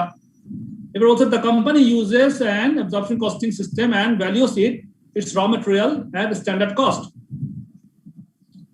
Standard costing, absorption costing use করে and values its raw materials at standard cost। ঠিক আছে। Required books যে calculate appropriate variances for the month of March in as much detail as possible and present an operating statement reconciling budgeted profit and actual profit। ওই যে আমরা একটু আগে করলাম profit reconciliation, budgeted profit statement করলাম একটা, সেটা আমরা সমস্ত ভ্যারিয়েন্স বের করলে তারপরে আমরা একটা ম্যানেজমেন্টের প্রেজেন্টেশন দিব।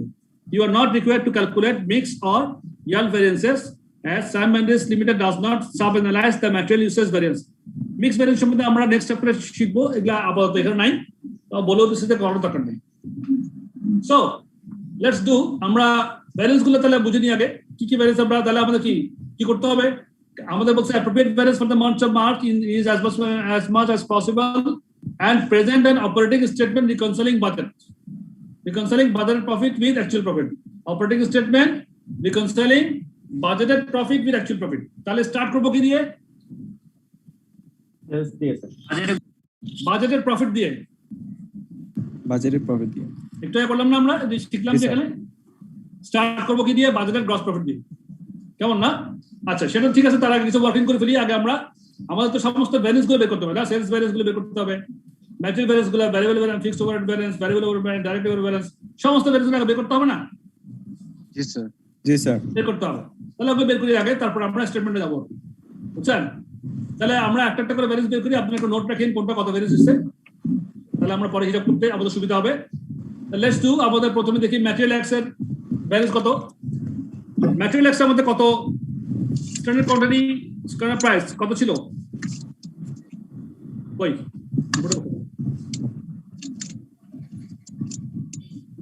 এই যে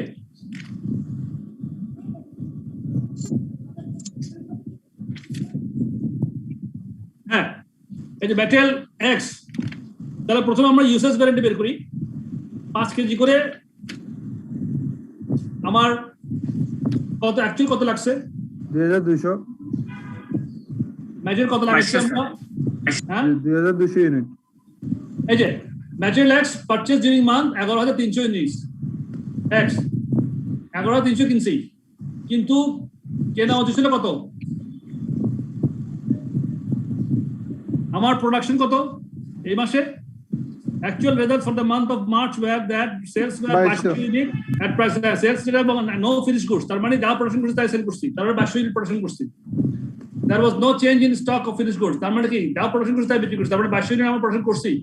তাহলে 22 ইউনিটের জন্য আমার প্রোডাকশনের জন্য আমার কত কত কত পারচেজ করা দরকার ছিল, x 11,000 ইউনিট স্যার, 500 গুণ 5 11,000 কিনছি কত 11,300 তাই না 300 কেজি বেশি তাহলে 300 কেজি অ্যাডভার্স ইউসেজ না 300 অ্যাডভান্স কত টাকা করে গুণ করব 3 টাকা করে স্যার 3 টাকা করে কত টাকা হয় 900 টাকা 300 টাকা 900 টাকা অ্যাডভার্স এইটা বুঝেন না কেউ আছেন কিনা বলেন প্লিজ স্যার আরেকবার বলেন স্যার হ্যাঁ থ্যাংক ইউ আমরা 2200 ইউনিট প্রোডাকশন করতে পারলাম এই যে as a result of March there was sale 2200 unit at a price 90 টাকা there was no change in stock of finished goods of raw material তার মানে কি আমার এখানে কোনো স্টক নেই মানে আমি প্রোডাকশন যা করছি তা বিক্রি করছি 2200 ইউনিট সেল করছি বিক্রি করে প্রোডাকশনও করছি তাহলে 2200 ইউনিট প্রোডাকশন পাই 2200 ইউনিট প্রোডাকশন করার জন্য আমার বাজেট করা এই যে ম্যাটেরিয়াল এক্স এর পার ইউনিটে কত কেজি করে লাগে বলেন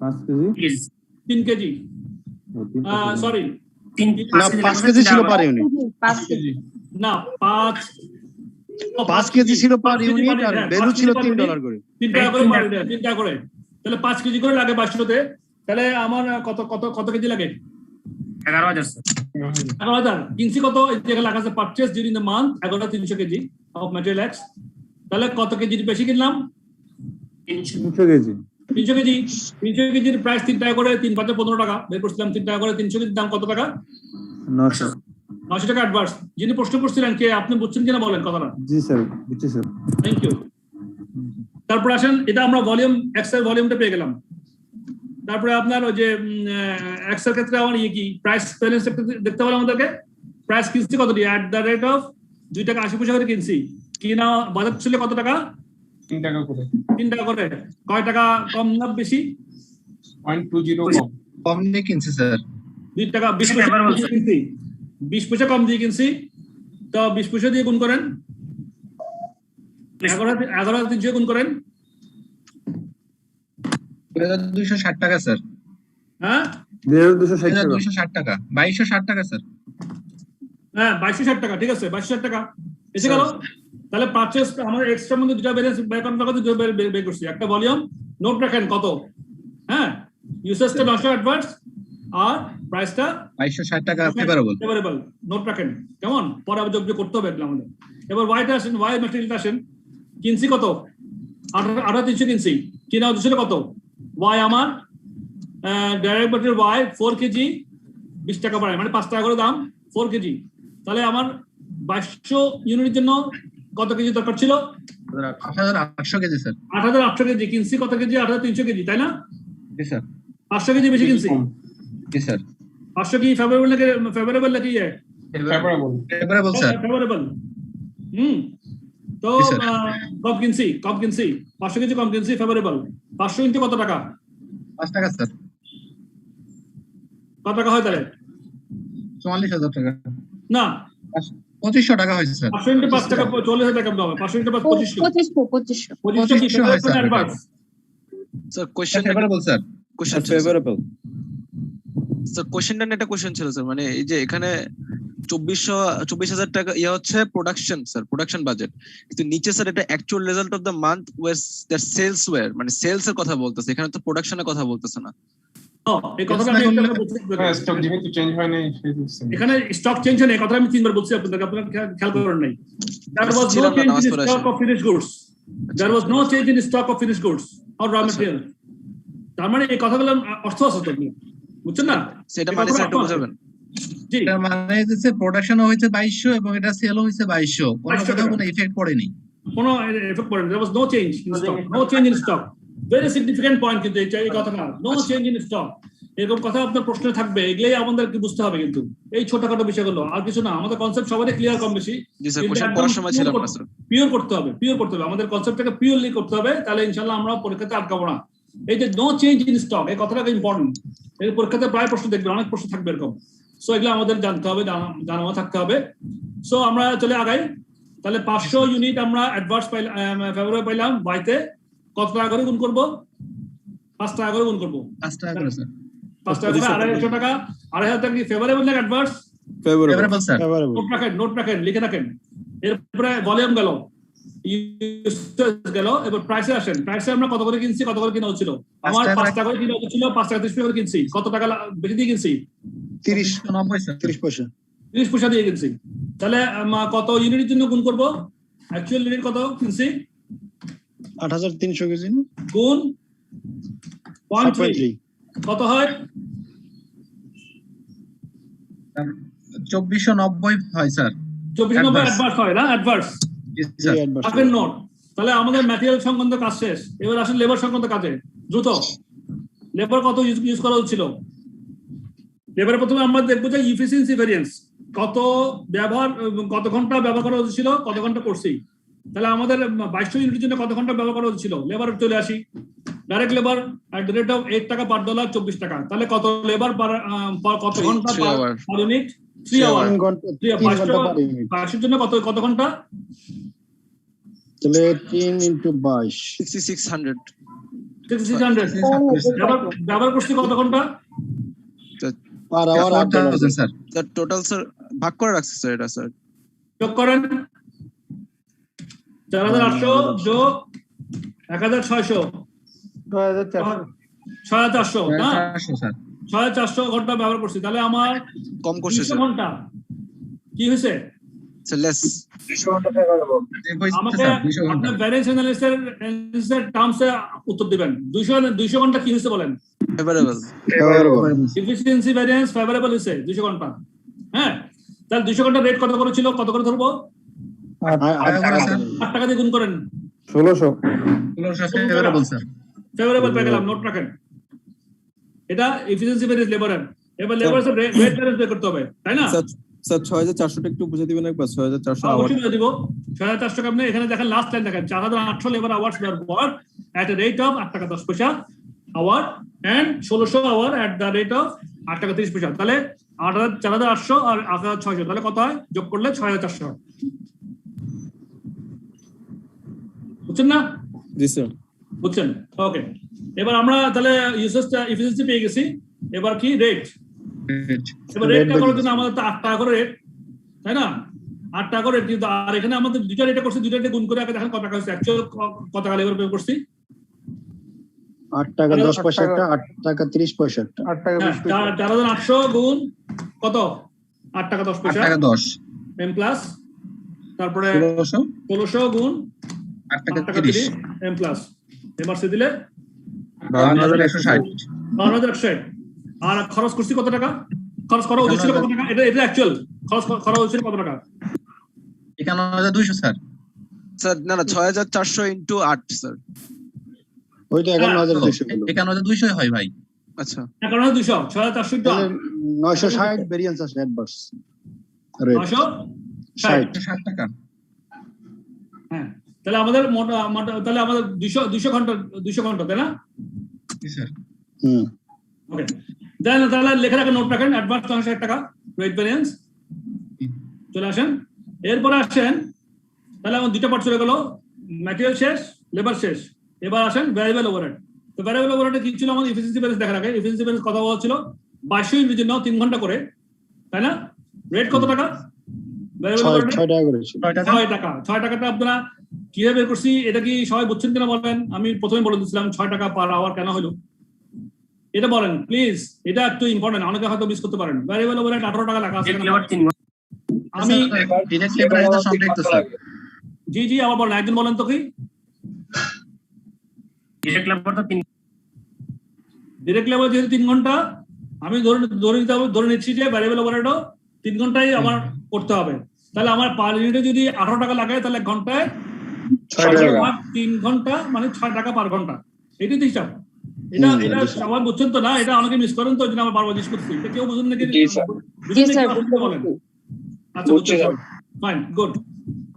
তাহলে হয়ে গেল। তাহলে আমাদের তাহলে কত আসলে এফিসিয়েন্সি? আমাদের কত হবে? স্ট্যান্ডার্ড আওয়ার রেট চলে আসবে 1200 ফেভারেবল। 1200 ফেভারেবল।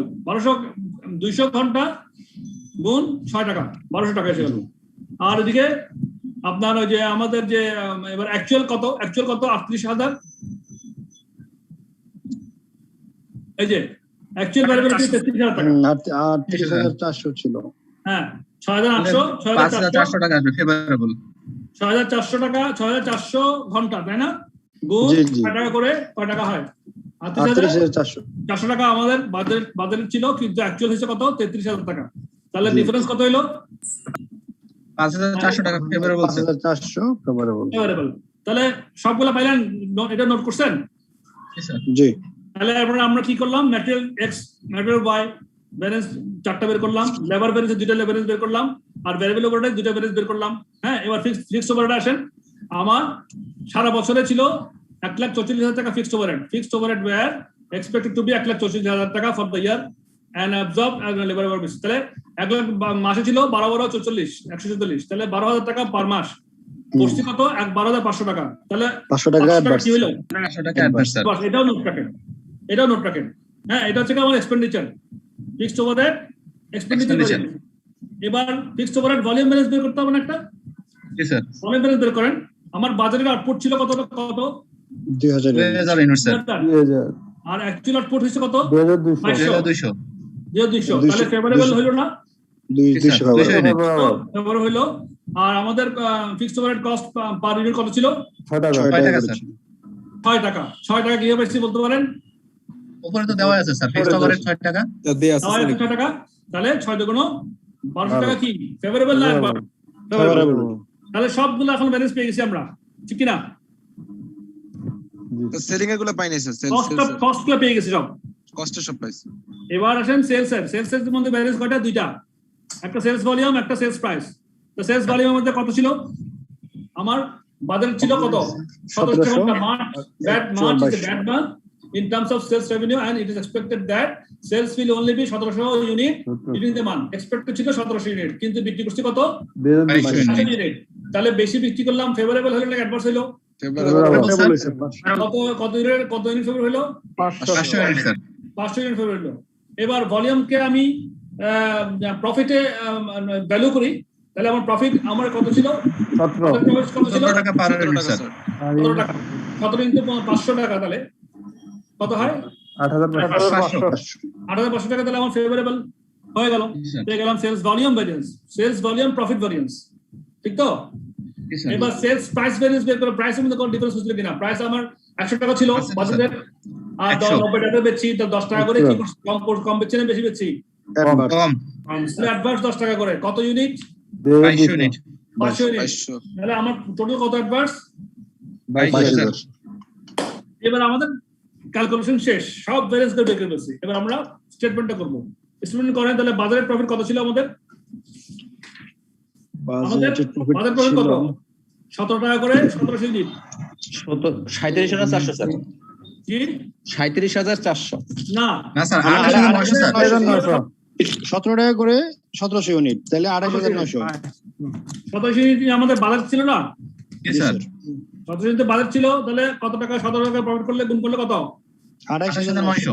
এটা ছিল আমাদের বাজার প্রফিট, ফার্স্ট লাইনে ছিল বাজার প্রফিট। এবার আমাদের ওই যে এই সমস্ত ভ্যারিয়েন্স যেগুলো বের করছেন ওগুলো যোগ বিয়োগ করতে হবে। প্রথমে সেলসটা ঠিক করেন। সেলস ভলিউম ভ্যারিয়েন্স কত ছিল? স্যার গ্রস প্রফিটটা কি হবে স্যার? Advance sir. যোগ করেন না, সেলস ভলিউম ভ্যারিয়েন্স ছিল প্রফিট ফেভারেবল 8,500 টাকা। 28,900 8,900 যোগ 8,500 7,400 প্লাস 8,500, হ্যাঁ 37,400। এবার সেলস প্রাইস ভ্যারিয়েন্স 22,000 ব্যালেন্স করেন, অ্যাডভান্স যেটা ছিল মাইনাস 22,000। মাইনাস বাসা করেন, কত হলো? স্যার গ্রস প্রফিটটা কিভাবে বের হলো স্যার? 15,400।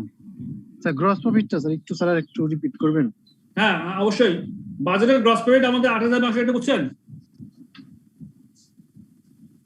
প্রশ্নকর্তা জি স্যার। কি নাম আপনার? আশিক স্যার। আশিক, বলেন তো 22,900 আমরা 8,900 টাকা গ্রস প্রফিট পাইছি বাজেটের, কেন পাইলাম?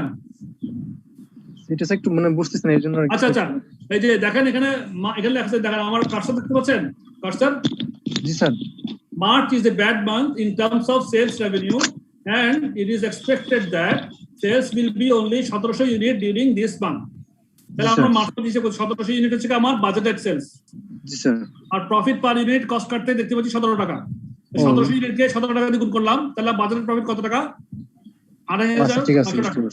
হ্যাঁ, এটা হচ্ছে sales profit volume, sales volume profit variance 8,500 টাকা ফেভারেবল যোগ করলাম, যোগ করে ওটা থেকে সেলিং প্রাইস ভ্যারিয়েন্স 22,000 টাকা বিয়োগ করলাম, বিয়োগ করে কত টাকা হয়?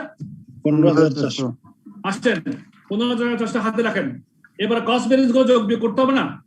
জি স্যার। দেখি টোটাল অ্যাডভান্স কত, টোটাল ভ্যারিয়েবল কত? আগে ভ্যারিয়েবল ফেভারেবল যোগ করি, বলেন ম্যাটেরিয়াল এক্স এ ফেভারেবল ছিল স্যার 2200 প্রাইসে 2260, প্রাইস তারপরে ম্যাটেরিয়াল ওয়াই এ ইউজেস ছিল 2500 2500, সব ফেভারেবল গুলো বড় লাগে। তাহলে 2260 যোগ 2500 যোগ ডাইরেক্ট লেবার এফিসিয়েন্সি ছিল 1600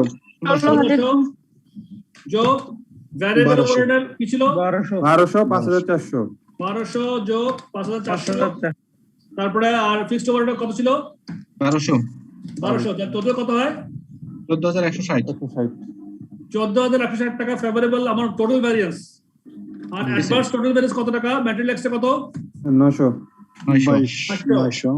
যোগ ম্যাটেরিয়াল ওয়াই কত 2490 ডাইরেক্ট লেবার কত 960 ভ্যারিয়েবল ওভারহেড স্যার নাই তো স্যার এটাতে নাই, এটা দুটো ফেভারেবল ফিক্সড এক্সট্রা ওভারহেড আছে আছে 500 স্যার 500, তাহলে টোটাল কত হয় 4850। 50 জি স্যার তাহলে আমার টোটাল ভ্যারিয়েবল হচ্ছে 14160 মাইনাস টোটাল থেকে 4850, তাহলে আমার নেট কত বেরোলো নেট ফেভারেবল 9310 910। হ্যাঁ, তো আগে আমাদের 15400 বেরিয়েছিল অপারেটিং স্টেটমেন্ট থেকে 15400 যোগ 15400 যোগ 9310 কত হয় 24710 এটাই হচ্ছে আমার অ্যাকচুয়াল প্রফিট। বুঝছেন না অঙ্কটা? বুঝছেন সবাই? জি স্যার, বাজার থেকে এত বেশি হচ্ছে হ্যাঁ 9310। স্যার একটা প্রবলেম আছে আমার এখানে। হ্যাঁ বলেন, অবশ্যই। স্যার ভেরিয়েবল ওভারহেড যে 6 আওয়ার্সটা আছে 6 আওয়ার্স, এটা একটু বুঝিয়ে দিবেন আর 6 আওয়ার্স কেন হয়েছে? 6 আওয়ার্স হয় নাই এখানে, মানে 3 আওয়ার্স, ভ্যারিয়েবল 3 আওয়ার্স। যেমন ডাইরেক্ট লেবার আওয়ারটা ছিল, direct labour at the rate of 8 per hour 24 টাকা। তার মানে আমরা ধরে নিয়েছি 24 টাকা যদি হচ্ছে 8 টাকা যদি পার ঘন্টায় হয়, ডাইরেক্ট লেবার 3 ঘন্টা ডাইরেক্ট লেবার লাগছে। তো 3 ঘন্টা ডাইরেক্ট লেবার লাগলে 3 ঘন্টা ভ্যারিয়েবল ওভারহেডও 6 টাকা করে দিন, 6 টাকা তাহলে 6 টাকা করে আমার পার hour। কিছু বলা না থাকলে আমরা ওইটাকে ধরে নিব। সাধারণত এটাই প্র্যাকটিস, তো কিছু বলা থাকবে এরকম আশা করি না, যেহেতু আমরা একটু প্রফেশনাল অঙ্ক করবো, বুঝছেন না? আপনাকে সব তো মানে একদম ইজি করে দিবে না, আপনাকে কিছু কনফিউশন তো দিবেই। হ্যাঁ, তো এগুলো আপনার ভয় পাওয়ার কিছু নাই, আমাদের কনসেপ্ট ভাই ক্লিয়ার করে দেবো। আমার কথা হচ্ছে এই আমরা যা আছে এখানে বইতে সম্পূর্ণ কনসেপ্ট নিয়ে যাবো, এর বাইরে কিছু আসবে না ইনশাল্লাহ। তাহলে আমাদের বেশি বেশি পড়তে হবে অঙ্কগুলো, অনেকগুলো সমস্যাগুলো আমাদেরকে মাথায় আনতে হবে। অঙ্ক প্র্যাকটিস হাতে কলমে 3-4টা করবো, দেখবো 15-20টা করে, তাহলে আমাদের কনসেপ্ট ক্লিয়ার থাকবে। যে কোন থেকে যে কোন টার্মে আসেন না কোনো, সমস্ত টার্মগুলো যদি বুঝিয়ে দেয় তাহলে আটকাতে পারবেন না ইনশাল্লাহ, কেউ আটকাবে না। স্যার একটা কথা ছিল। বলেন স্যার ভেরিয়েবল ওভারহেডটা লেবারের উপর ডিপেন্ডেন্ট বিধায় আমরা এইভাবে ক্যালকুলেশন করছি, আর স্যার ফিক্সড ওভারহেড তো ডিপেন্ডেন্ট না, সেজন্য ফিক্সড ওভারহেড ডাইরেক্ট যেহেতু দেয়া আছে সেজন্য ডাইরেক্ট আমরা ধরে নিয়েছি, তাই না স্যার? 6 ফিক্সড ওভারটা টার্মস আর ভ্যারিয়েবল টার্মস মধ্যে একটু পার্থক্য একটু করে আছে। তো পার্থক্য হচ্ছে মানে কি, ফিক্সড ওভারটা আমরা ফিক্স করা থাকে এবং ফিক্সড ওভারটা পার ইউনিট পিছে আমরা চার্জ করে দিই, ওভার অবজারপশন হয়, আন্ডার অবজারপশন হয়। তো ওইটা আমরা ফিক্সড ওভারটা ক্যালকুলেট করছিলাম, তখন আমরা দেখেছিলাম জিনিসটা। হ্যাঁ, তো একই রকম। জি বলেন। দেওয়া না থাকে ফিক্সড ওভারটা যদি দেওয়া না থাকে তাহলে আমরা যে অ্যাবজর্পশন কস্টিং যে সিস্টেম সেভাবে বের করে নিব। স্যার তাহলে এই সব প্রবলেমটা পুরো চ্যাপ্টারে রিকভার করে আমার মনে হয়। ফুল চ্যাপ্টার দেখেন, এক্সাম্পল 10 করবেন, ফুল চ্যাপ্টার কমপ্লিট হয়ে যাবে। আপনারা এক্সাম্পল 10টা পাস করেন, কোনো অসুবিধা নেই। কি বলেন? প্র্যাকটিস হয়ে যাবে। জি স্যার, প্র্যাকটিস হয়ে যাবে। আচ্ছা, একটু দ্রুত আগে 5-7 মিনিট আছে, আমি দেখি এটা কভার করতে পারি কিনা। এখানে ব্যালেন্স অ্যানালাইসিস এর একটা কোশ্চেন ছিল এইখানে, পরীক্ষায় কি ধরনের কোশ্চেন আসতে পারে? 10 এর মতো নাকি পার্টলি ছোট ছোট অঙ্ক আসতে পারে? 25 মার্ক মধ্যে ধরেন 10-15 এখানে এরকম একটা অঙ্ক দিতে পারে, আবার একটা অঙ্ক পার্টে 10 দিতে পারে, 15 যোগ 10 এরকম হতে পারে, 3 24 হতে পারে, ডিপেন্ড করে। ঠিক আছে। তো এবার balance analysis and other accounting methods, এটা হচ্ছে এবিসি সিস্টেমে ব্যালেন্স অ্যানালাইসিস করতে কিভাবে করা হয় সেটা একটু করে টাচ দিয়ে গেছে ওরা। এটা আপনারা পড়লেও বুঝবেন। তারপরে আমি একটু বলে দিই যে এখানে applying the traditional fixed overhead, এখানে একটা এক্সাম্পল দিছে, এবিসি এক্সাম্পল একটা দিছে, এক্সাম্পল দিছে অ্যাকচুয়াল কস্ট দিছে 7800, স্ট্যান্ডার্ড কস্ট দিছে 4200 × 2, আর এখানে কিছু বাজেটের details for the period include 8000 overhead, 8,000 টাকা overhead, 4,000 unit output, 40 customer deliveries. 8,000 টাকা ওভারহেড, এটা শুধু ওভারহেড দিয়ে বলছে। হ্যাঁ, বাজারের ডিটেলস আর পিরিয়ড ইনক্লুড 8,000 টাকা overhead, 4,000 units output, 40 customer deliveries. তাহলে অ্যাক্টিভিটি বেস কস্টিং এর যে কথাগুলো মনে করেন, রিকল করেন একটু, যে অ্যাক্টিভিটি দিকটা কি এখানে customer delivery activity 40 customer delivery, তাহলে ওভারটাকে ফার্স্টে কাস্টমার ডেলিভারি উপরে ভাগ করে দিবি। Actual result for the period 7,800, 4,200 units output, 38 customer delivery. তো এখানে কাস্টমার ডেলিভারি কথা আসছে। কাস্টমার ডেলিভারিতে এটা কিভাবে ভাগ করে দেয়, যে এরা আমরা ট্রেডিশনাল বেসিসে কি করি, এখানে ভলিউম ভ্যারিয়েন্স 8,400 বিয়োগ 8,000, বাজেটের 400, এক্সপেন্ডিচার 8,000 বিয়োগ 7,800, 200, ফেভারেবল, কস্ট ভ্যারিয়েন্স 600। কিন্তু এবিসিতে আমরা দেখাচ্ছি কি এফিসিয়েন্সি ভ্যারিয়েন্স 48 স্ট্যান্ডার্ড থেকে 38 অ্যাকচুয়াল ডেলিভারি বাদ দিলে 200 দিয়ে গুণ করলে 800 টাকা ফেভারেবল, এক্সপেন্ডিচার ভ্যারিয়েন্স 38 ডেলিভারি 200 টাকা গুণ করলে আবার 7,800 টাকা অ্যাকচুয়ালটা বাদ দিলে 200 টাকা ফেভারেবল, 600 কস্ট ভ্যারিয়েন্স। দুই ক্ষেত্রেই 600 টাকা ফেভারেবল দেখাচ্ছে, কিন্তু এফিসিয়েন্সি ভ্যারিয়েন্সের মধ্যে একটু ওখানে দেখেন, এখানে একটু ব্যালেন্স অন্যগুলোর মধ্যে একটু ভলিউম ভ্যারিয়েন্স দেখাচ্ছে, এখানে 400, এক্সপেন্ডিচার 200, এখানে এফিসিয়েন্সি ভ্যারিয়েন্স 800, এক্সপেন্ডিচার ভ্যারিয়েন্স 200। এখানে একটু পার্থক্য আছে, কিন্তু আলটিমেট রেজাল্ট কিন্তু সেম। এখানে ফেভারেবল, সব ধরনের ফেভারেবল, এখানে একটা অ্যাডভার্স, একটা ফেভারেবল। তাহলে অ্যাক্টিভিটি বেস কস্টিং করে আমরা যদি ভ্যারিয়েন্স অ্যানালাইসিস করি, তাহলে কি দাঁড়ায় সেটা একটা গ্লিম্পস এখানে দিয়ে দিচ্ছে, ছোট করে দিয়ে দিচ্ছে। এটা আপনি একটু, আমার মনে হয় যে এটা কোনো ঝামেলা নাই, আপনি একটু দেখিয়ে নেন, ঠিক আছে? It's good. হ্যাঁ, আর জায়গায় আছে একটা খুব ইন্টারেস্টিং একটা জায়গায় চলে আসি আমরা, সেটা হচ্ছে backward calculation. Calculating actual data from standard cost details and variances. An excellent way of testing whether you really understand the reasons for and the calculation of operating variances is to work backwards from standard cost data and variances to arrive the actual results. আপনি backward calculation করে আপনি ঠিকমতো variance গুলো যদি বুঝে থাকেন, আপনার logic যদি ঠিকমতো কাজ লাগান, আপনার সেন্স যদি অ্যাপ্লাই করতে পারেন, তাহলে আপনি ব্যাকওয়ার্ড ক্যালকুলেশন করে অ্যাকচুয়াল রেজাল্টে আসতে পারবেন। Standard cost data variance is to backwards from standard cost data and variances to arrive the actual results. খুব ইন্টারেস্টিং একটা এক্সাম্পল এখানে দিচ্ছে, খুব ইন্টারেস্টিং। শর্টলি পড়ি। Q Limited operates a system of standard costing, and in respect of one of its products which is manufactured within a single cost center, the following information is given. For 1 unit of product, the standard material input is 16 liters at a standard price of 2 টাকা 50 পয়সা per liter. Standard labor rate 5 টাকা per hour. 6 hours are allowed to produce 1 unit. Fixed production overhead is absorbed at the rate of 120% of direct labor hour.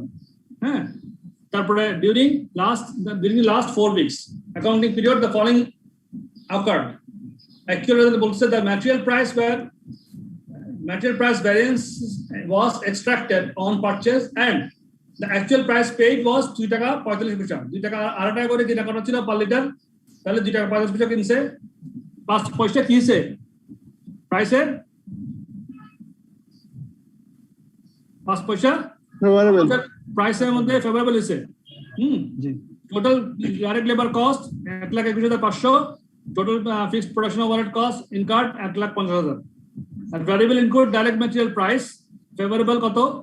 Direct material usage variance favorable, adverse. Direct labor rate variance adverse. Direct labor efficiency variance favorable. Fixed overhead expenditure adverse. কি করছে এখানে? Variance গুলো দিয়ে দিচ্ছে আপনাকে, কোনটা কি variance আছে, এবং কিছু অ্যাকচুয়াল ডাটা দিচ্ছে, এবং কিছু স্ট্যান্ডার্ডের প্রপোর্শন বলে দিচ্ছে। এখন আপনাকে কি করতে বলছে? Calculate the following 4-week period budgeted output in units, number of liters purchased, number of liters used above standard allowed, actual units produced, actual hours worked, average actual direct labor rate per hour. এই ডাটাগুলোর উপর নির্ভর করে এই requirement গুলো আমাদের বের করতে বলছে। ভেরি ইন্টারেস্টিং অঙ্ক। এবং আপনারা এই 10 নম্বরটা হাতে কলমে করার পরে যখন এই অঙ্কটা করবেন, তাহলে দেখবেন যে আমার খুবই মজা লাগতেছে। এই অঙ্কটা আপনাদের আমি টাইমে কুলাবে কিনা আমি তারপরে করি। Budgeted output in units. হ্যাঁ,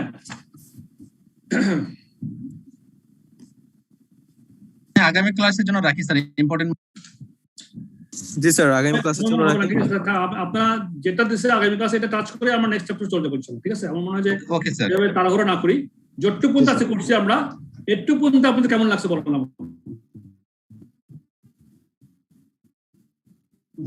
খুবই প্র্যাকটিক্যাল এবং আমাদের এটা কাজে লাগবে। স্যার এটা কাজে দিবে স্যার মনে হচ্ছে। খুবই কাজে দিবে। আমরা যে শুধু ব্যালেন্স অ্যানালাইসিস করব ওইটা হবে না। ব্যালেন্স অ্যানালাইসিস কেন করব, রিপোর্টিংটা কেন করব সেটা আমরা এখানে শিখলাম এবং এটা আমাদেরকে প্র্যাকটিক্যালি কাজে লাগবে আমাদের। সো এটা ভালো মতো আপনারা আমি আপনাদেরকে কিছু হোমওয়ার্ক মানে এইটা তো করবেন আর বাসায় এখানে কিছু অঙ্ক আছে অঙ্কগুলো দেখবেন। চ্যাপ্টার টেস্ট অফ আন্ডারস্ট্যান্ডিং 8, 9, 10 খুবই ইম্পর্টেন্ট, এগুলো করবেন, সবগুলো করতে হবে। এখানে এই চ্যাপ্টারে ব্যালেন্স অ্যানালাইসিস যে অঙ্কগুলো আছে সবগুলোই আপনাদের করা উচিত। যেহেতু সলিউশন দেওয়া আছে ঘাবড়ানোর কিছু নাই, আর সলিউশন দিকে না বুঝলে তারপর আমি তো আসি, হ্যাঁ, you can call me, message me, কোনো অসুবিধা নাই। আমার সঙ্গে আপনারা ইনশাল্লাহ এটা বুঝে ফেলতে পারবেন, ঠিক আছে? বাট যতটুকু পর্যন্ত করছি অ্যাটলিস্ট ওটা তো বাসে করবেন না, আপনারা করবেন কিনা বলেন? ইনশাআল্লাহ স্যার, ইনশাআল্লাহ করলে কিন্তু দেখবেন ক্লিয়ার, আমাদের আর কোনো ঝামেলা হবে না। আমরা সবাই একদম পরীক্ষার প্রিপারেশন ফেলতে পারতেছি এখানে, বুঝতে পারছেন? তো এই হলো মোটামুটি। সময় কিভাবে চলে যায় দেখছেন? তো আর কোনো প্রশ্ন আছে এখানে আপনাদের? না, ঠিক আছে স্যার, থ্যাংক ইউ। এখানে চ্যাটিং এর মধ্যে দেখতে পাচ্ছি প্রণেশ কুমার কি লিখছেন, thank you for delivering nice lecture, amazing. Thank you Pranesh Kumar, আপনার ভালো লাগছে, আমারও শুনে ভালো লাগছে। সবাই ভালো থাকেন, তাহলে আমার জন্য দোয়া করবেন সবাই। ভালো থাকবেন স্যার। আসসালামু আলাইকুম। থ্যাংক ইউ স্যার, আসসালামু আলাইকুম। আসসালামু আলাইকুম স্যার। আসসালামু আলাইকুম স্যার।